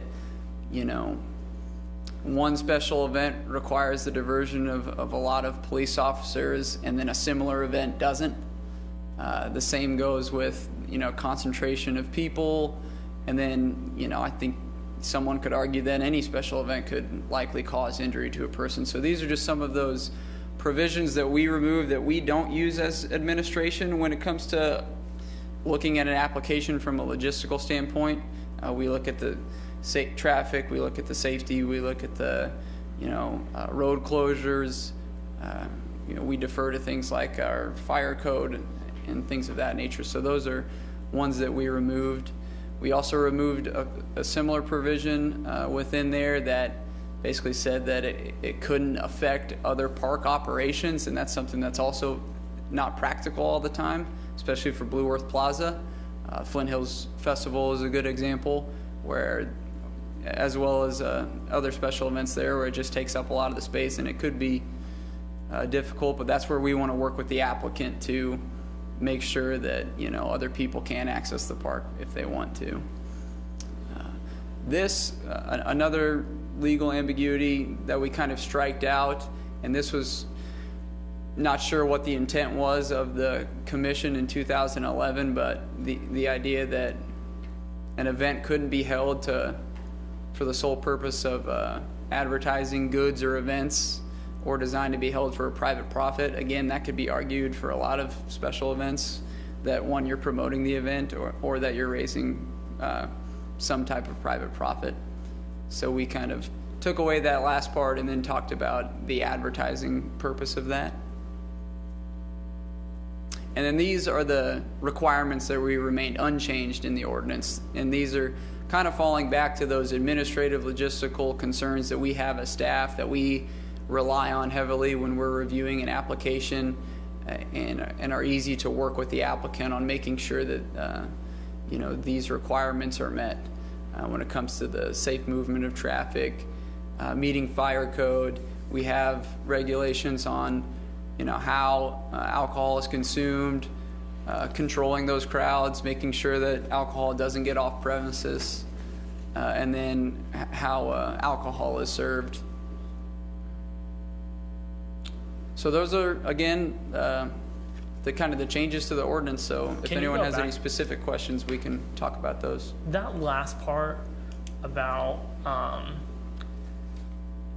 wait, where did I just see this? The distinctly different cups, on the last provision right there. Yes. So again, let's say we have some sort of event in Aggieville and multiple bars are participating. They couldn't sell cans of, like they couldn't sell a can of Bud Light because there'd be no way for you to tell whether it came from one bar or the other. You'd have to serve it in a different cup for each one.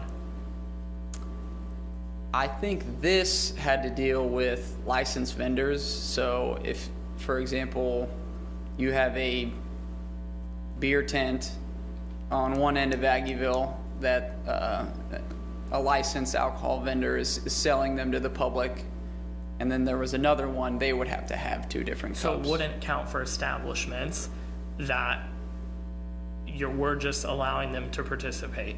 So I walk into Johnny Cause, I buy a beer, and I can walk out, and it doesn't have to be a distinct cup, or it does.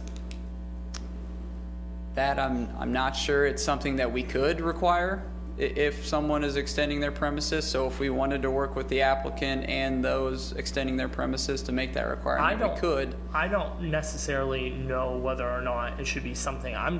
That's the way it's written now. So that's why I'm asking questions about it. From my understanding, this would be based off of an applicant who hires a licensed vendor to serve alcohol at the special event. And then that's one of our provisions, not a state statute?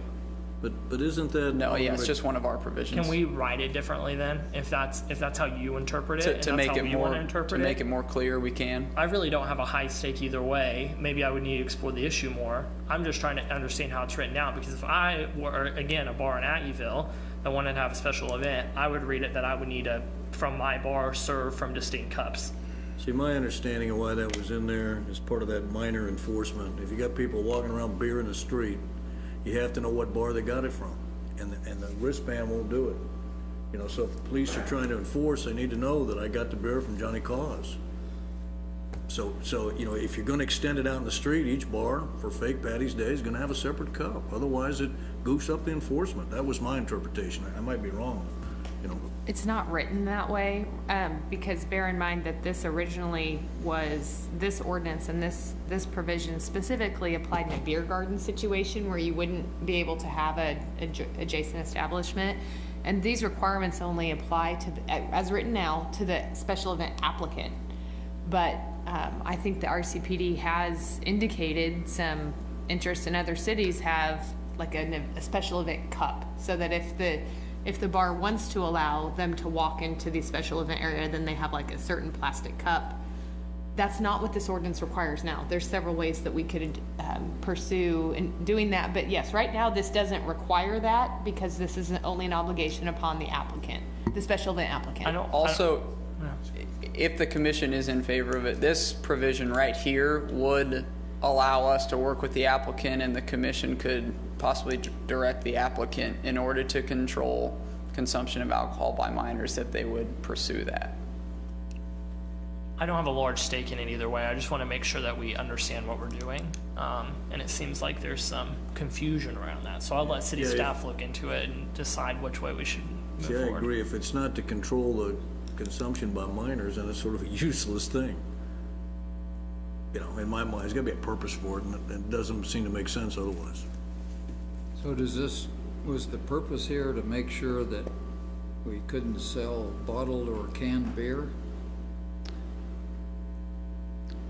No, I mean, you could, if there's only one vendor, you could sell bottled or canned beer. If, in the event that there were two vendors at the time, then that's where you would make them use distinct cups. Right now, it only says that you can't use pitchers, buckets, or carafes. That didn't make any sense. I mean, if you had two vendors that are both selling Pabst Blue Ribbon, you can't tell where they're coming from. So I think you need some more work on that one. In that instance that you're talking about, it would require them to use two different cups. But if you're talking about bars that are extending their premises, yes, then we would probably want to pursue changing this language to make sure that if 3 bars have extended their premises into the special event area, that they serve in distinct cups, and if patrons take it out into the special event area, then you can know where they got the alcoholic beverage. Okay, well, what I'd ask you to do is, first of all, kind of think through what it is you're doing this for. Are you doing it to tell where the beer came from?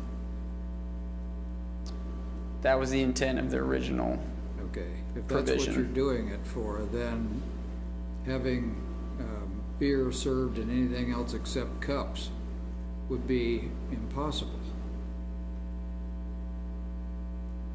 If you're trying to tell where the beer came from by the color of a container, you could not then have people selling it in beer cans or beer bottles. If there are multiple vendors, yes. But in a place like Aggieville, it's full of bars. That's why I think you need to rethink that, because it's unworkable for the conditions we've just described. Is that something that the commission wants to pursue? Is that something that is important to enforce? Well, you said earlier that about if they extend out the bar premises, or do they, even if I'm out on the street, does the person who sold me the beer still have liability? Yes, so if a bar extends their premises, they are liable as with So there is still some so there isn't a way that we could just strike that out under of what you just said, correct? Because we have to know where the beer came from. You don't have to, but if you want to, then yeah, you can make this requirement. If we took out that requirement and something happened, it would just be harder to enforce where the alcohol was purchased. In the way you've got this written, you would have to write beverages must be served in distinctively different cups. And then no pitchers, buckets, carafes, bottles, cans are authorized. If more than one vendor is the intent behind that, yes. I think we could go back to the RCPD and ask them what their real concern is, because at the time when we adopted this, because there would only be one vendor, no matter what, under the ordinance before these changes, the purpose of that distinct container was to be able to tell that it was an alcoholic beverage in the container, so that if they observed somebody holding a certain type of cup, whether it was a beer can or a bright pink cup, they knew that it had a cocktail or beer in it. And so it was to distinguish if they suspected someone to be a minor, for the minor in possession. That was the goal of this.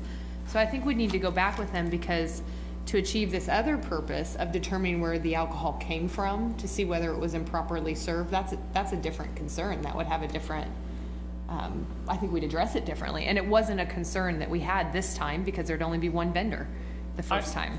Or they were contained in a beer garden with one vendor is a better way to describe it. But there was one vendor in a contained space under the ordinance when this was written. Yeah, but we need to address that, because clearly on Fake Patty's Day, that's obviously what we're talking about here. There's gonna be more than one vendor, the bars are gonna wanna extend it, and then the other problem is, if you don't have the cups, what's to stop people from bringing their own six-pack down there and wandering around the street drinking it, which, again, we don't want that. That's something we require of the applicant, to make sure that people weren't bringing, that they had those, that But the control in applicant's gonna place. have trouble enforcing that. If you say, fine, you can walk around beer cans, and people are gonna figure out how to get the beer cans in there, and they're not gonna buy from the bars, and that it just makes it worse. So we need to clean that up. Are you interested, for our purposes, because there are several ways that we can address this in these circumstances, are you interested in like an event cup approach or something like that? We can explore the options, but that's kind of what I'm hearing. Rather than not serving in a can, you want us to offer some options in that vein? I'm just on, as long as the liability stays on the applicant and the vendors participating in the event, I don't really care what cup that they serve out of, as long as RCPD is okay with that as well. As long as RCPD is on board and the liability is not on the city, I don't see a problem with being able to buy a beer can in a bar and taking it out to the road if the liability isn't on the city and RCPD is okay with that as well. Well, Commissioner Dodson's comment is correct as well. It's another reason event cups are used, is to prevent the BYOB scenario if it's in the original container. I mean, that is a concern that some cities try to address with a distinct event cup. So that is part of it too. I mean, we're learning as we go, because we haven't, without this context, we haven't really talked through, I think, all of these things. We'd still have barricades and points of entry though. So I mean, like, yeah, there's always going to be bad actors, but at some level we can only address that so much in an ordinance. And I would rather have again, as long as the liability stays on the applicant and the vendors, if RCPD is on board, I'm okay with giving that flexibility. Now, if they're not on board, I don't necessarily mind the distinctive cups. I only asked a question. I didn't mean to get us in a whole rabbit hole. I've done that twice now, and I apologize. It just wasn't clear to me, and it sounds like it wasn't clear to us from the beginning. So I want to make sure either way we go, we're all on the same understanding of what it means. But isn't it true, like when the police write a ticket, like they can write minor in possession, but if it's in a bar, the bar's also liable, and that's why it's got to be traceable back to there. Because we have had problems in Aggieville where selected establishments in the past were sort of violating that, and I know the managers weren't, but some of the people that worked there were taking care of their buddies or whatever, and so we need to have in place, some constraints to prevent that from happening. I think there are communities that are already doing this, and I think a lot of bars or other establishments probably already have a lot of their own disposable cups that they use with their names on them or whatever it might be. So I don't think this would be too far off to something that they're already doing as far as plastic cups that they use. I think just look at what other cities of our size or cities period are doing, where they do have events and there are lots of activity going on. This is not new. Many communities, university communities, non-university communities, tourist groups, Heritage Park in Junction City, I don't know what they do, but I know they have a lot of outdoor events in their park, and beer is very acceptable there. So I don't know if I think they have more than 2 vendors. I don't know, they might just have 1, but it might be good to look at how other cities are doing this. And I think most of them probably already have their own cups with their names on them anyway. There seems to be 2 fundamental things we're trying to achieve. One is to tell whether or not there's alcohol in a cup. The other one is to be able to tell where the alcohol came from if there's more than one vendor. So now, the trouble is, if we're going to ask people to enforce the rules, we can't have ambiguity in it. That's why it's more complicated than just writing this down. So this would mean, for example, that if we have 2 vendors, we've got red cups and blue cups for beer and white cups for Coke, for example. But I think we have to be that specific. And I don't mind coordinating with RCPD, but we want them to enforce the rules that we designate, not vice versa. I have several. I guess I would just suggest that we wouldn't get into the detail of what types of cups or anything within the ordinance, and that's something that you work with the applicant up front, and when you issue that permit, that's the requirement, and that's what's communicated to RCPD. So that, because if there's only, depending on the variation of number of bars or number of vendors within an area, that would affect how you serve. So that's something that you could be able to work with the applicant on. I have several questions. I'm wondering, like in the Blue Earth Plaza district, can a part of that district be designated, or does it have to be all of it in the permit when you get the? That's up to the applicant about what space they want to use, so. Well, does or are we saying, are we specifying? No, we're not. So if an applicant came today and wanted to just have a special event right here, Yeah. they could. Okay. You know, we would have to make sure that we still block off traffic in a way that's, you know, safe, but they don't have to, there's no set area. The Flint Hills Festival, for example, they also closed off this part of the street right here. So it's really up to the applicant to. But that's not in our district. The drive there south of the Discovery Center is not in our red This is a proposal from the young trustees on what they would like to see. Yeah. So what is the district we'd be approving for Blue Earth Plaza then? I thought that that's what you were proposing to us. this red line, Yeah. no, this is just an approach that came from the request of the young trustees. So this can alter depending on who the applicant is. So we have a map too of Aggieville that includes all of its boundaries. And then we have a map that for the, I just brought these into the PowerPoint just in case we needed to, you know, these are look at not something what you're- spatially. These are not what you're proposing. No, these are not proposed boundaries. Okay. I would think that some of these areas have more residential, are closer to residential areas, like Blue Earth Plaza is not. But we have heard from Aggieville neighborhood to the west and south on City Park. And when there were bars that were, really projecting the music, that they were here in numbers, and it hasn't been that long ago, within the last year. So the noise ordinance would come into play when it's near a residential area. And Aggieville's kind of residential, but maybe not as. The noise ordinance would still be in effect for the Aggieville Business District and the Downtown Business District. Okay. It wouldn't change based off the Wouldn't change special that. event. Okay. So, will you be proposing some boundaries for these three districts? So the Aggieville and Downtown are defined by their zoning district. And then the Blue Earth Plaza, I'm not sure about what the actual boundaries of that is, but it would basically encompass, this area. But in your ordinance, you talk about adjacent businesses being able to serve alcohol. Adjacent to the attendees in a designated area. Adjacent to the proposed special event Right. area. Yes. So if there was a bar right here, they would be able to extend their premise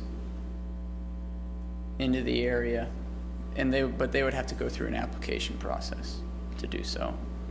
They would have to fill out a form, submit it to the state in order to get approval, and then their name would be listed on the state temporary permit along with the applicant.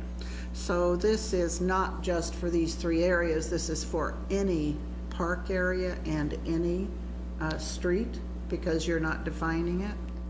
No, the ordinance only allows special events with alcohol in those three areas, Aggieville, Downtown, and Blue Earth Plaza.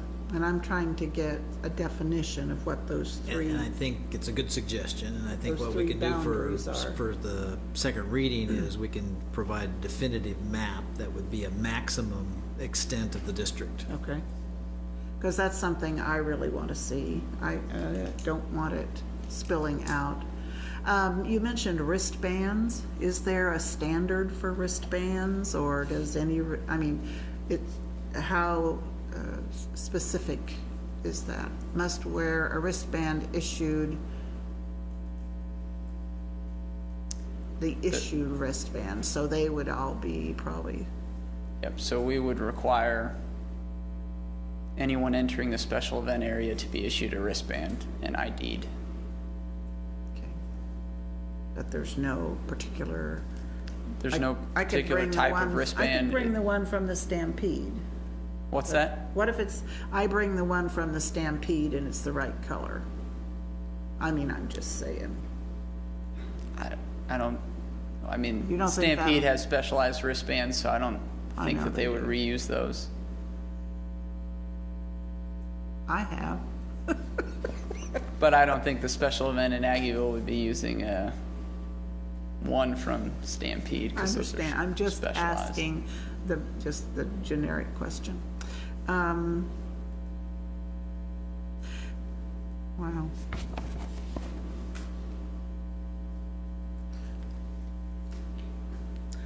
I So- think, I am, because we are liberalizing our alcohol or service into these beer garden concepts, I want to be really sure that our police can enforce.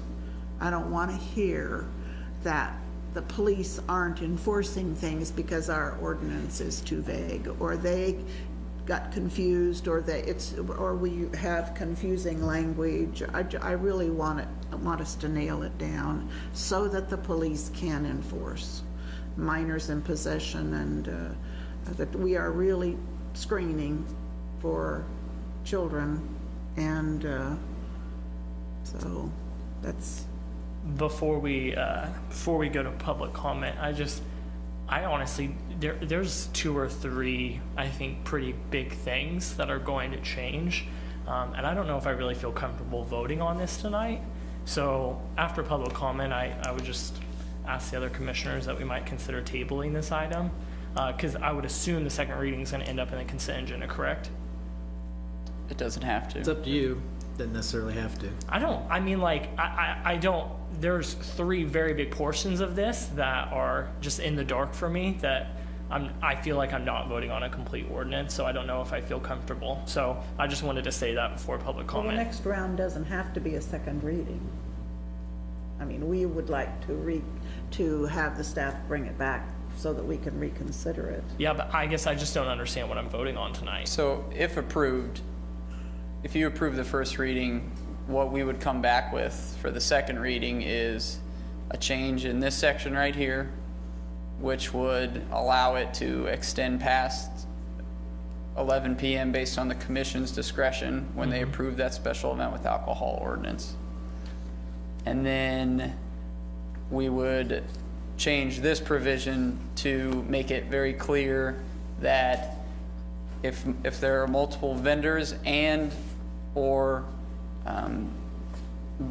establishments extending their premises into the special event area, then they would have to provide distinctly different cups. And also the boundaries. And then the boundaries would be defined very clearly about what is the extent of Aggieville, downtown, and Blue Earth And Plaza. those are 3 pretty big details, so I would just rather not vote on the ordinance tonight, and then if we do, second reading, I don't necessarily I like what's been come up with the boundary for Blue Earth Plaza, and then I'm forced to vote no for it on the second reading. I'd rather not do that. I don't feel, since I've been on the commission, if we voted on this tonight, this is, in my opinion, the most incomplete, and it's nothing to do with you, it's just things that have come up as we've gone through this process, but it just seems very incomplete for us to be voting yes or no on something tonight. So I would just want to implore the commissioners to consider tabling it until staff has time to work out those details, and then that way we can come back with the complete ordinance and it can go through the proper 2-step process and we pass it. So Jared, I have a question for you. So there was reference to block parties. So this doesn't condone giving something like this to fraternities and sororities of that sort, does it?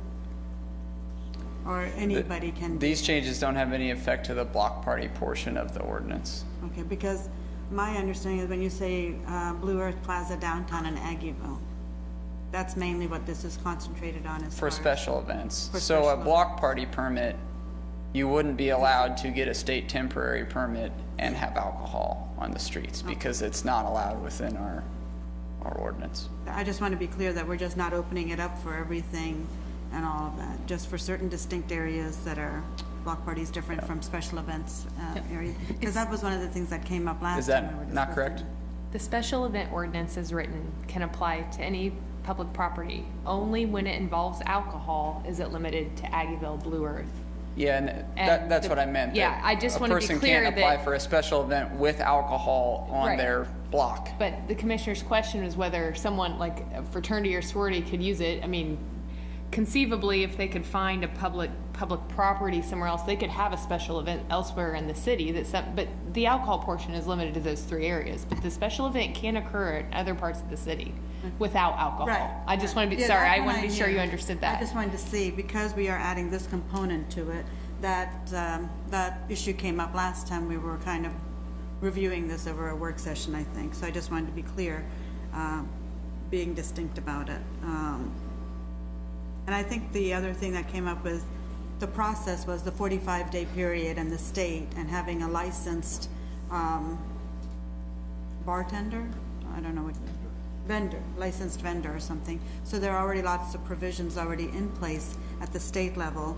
And the process is, and there's a fee involved in it as well, which we didn't go into all of those details as part of this. And I think that's why it was, I wouldn't say comfortable, but there was a lot of areas that an applicant has to cover for it to come to us, where we can approve or not approve a special event at the end of the day, so.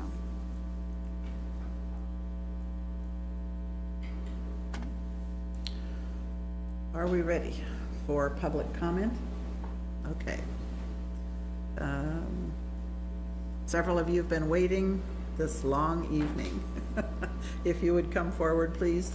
I'll open the public comment portion if you'd identify yourself and your address. Sure. I'm Dennis Cook. My address is 6854 Chickapin Circle. I can just, speak to a little bit of that. The company I work with, we deal with multiple events like this. We deal with things in Junction City at Heritage Park, and those aren't problem areas at all. What they do with that is they know that boundary, they know that area. The police are available and walking around, and they just, well, can somebody slip by them? Possibly, but for the most part, it's not. They barricade the streets to make it easy for them to keep anybody from driving in with that, and so they use it very effectively on a lot of different events. They do that for the 4th of July events. They do it for their blues and barbecue events, and they don't have any issues with that. So they can do that.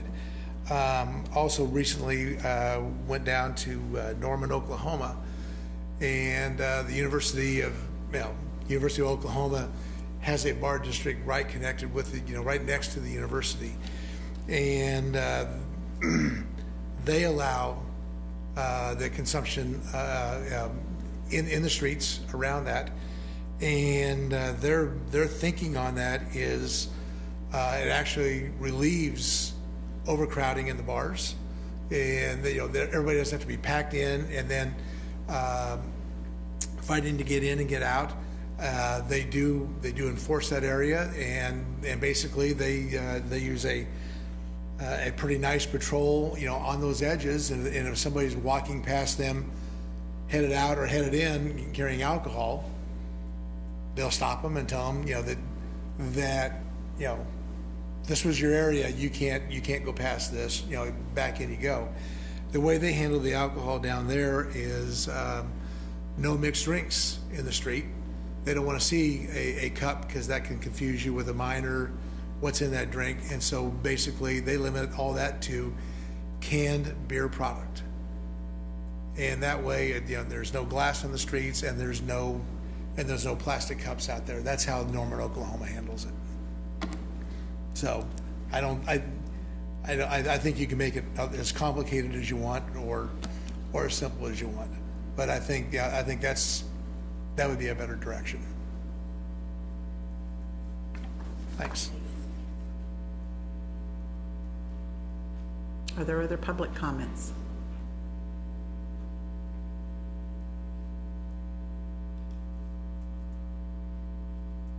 Okay, I'll close the public comments section. I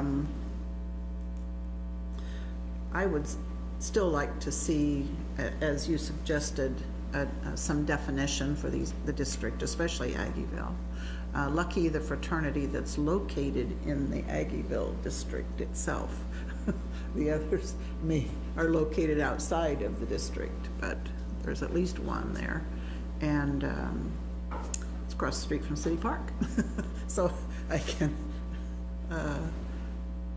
Yeah, I guess I'd just like to point out that the boundary that you're looking at now, I think it would be defined as what the zoning district is. So the Aggieville Business District, that would be, the limitations of that would be that zoning district, and then the downtown zoning district would be the limitations of that. We're going to have to see the boundaries and not these, because I made some assumptions based on the maps we had. Does Blue Earth Plaza have a zoning district? I believe it's a PUD. The park.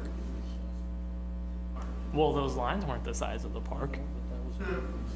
So that's why I suggested we bring you a maximum potential district map that defines that. Okay. And then the requester for the event could always suggest something smaller than that, but that would be the maximum district you would allow it.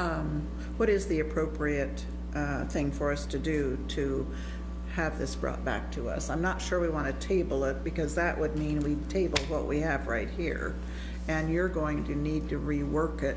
And either's fine. You could choose to take no action. Yeah. You could table it. Yeah. So, Well, I think we should move on. Commissioner McKee wanted to table it, so I'm gonna make the motion that we table this until the 3 corrections are made as he suggested. And that allows city staff to go back and work on it. Second. Okay. Is there, Gary, unless there's further comment, would you call the roll, Gary? Commissioner McKee, Yes. Mayor Morse, Yes. Commissioner Dodson. Yeah, the quick comment, I'd like them to take a look at what Dennis just said and make sure that we have the purpose in mind for what we ask the public to do. Then I'll vote to table. Commissioner Reddy Yes. and Commissioner Butler. Yes. Motion carries 5-0. Okay. I'd like to thank you all for sticking with us this evening, and I think if there's no further business, we're adjourned. Thank you.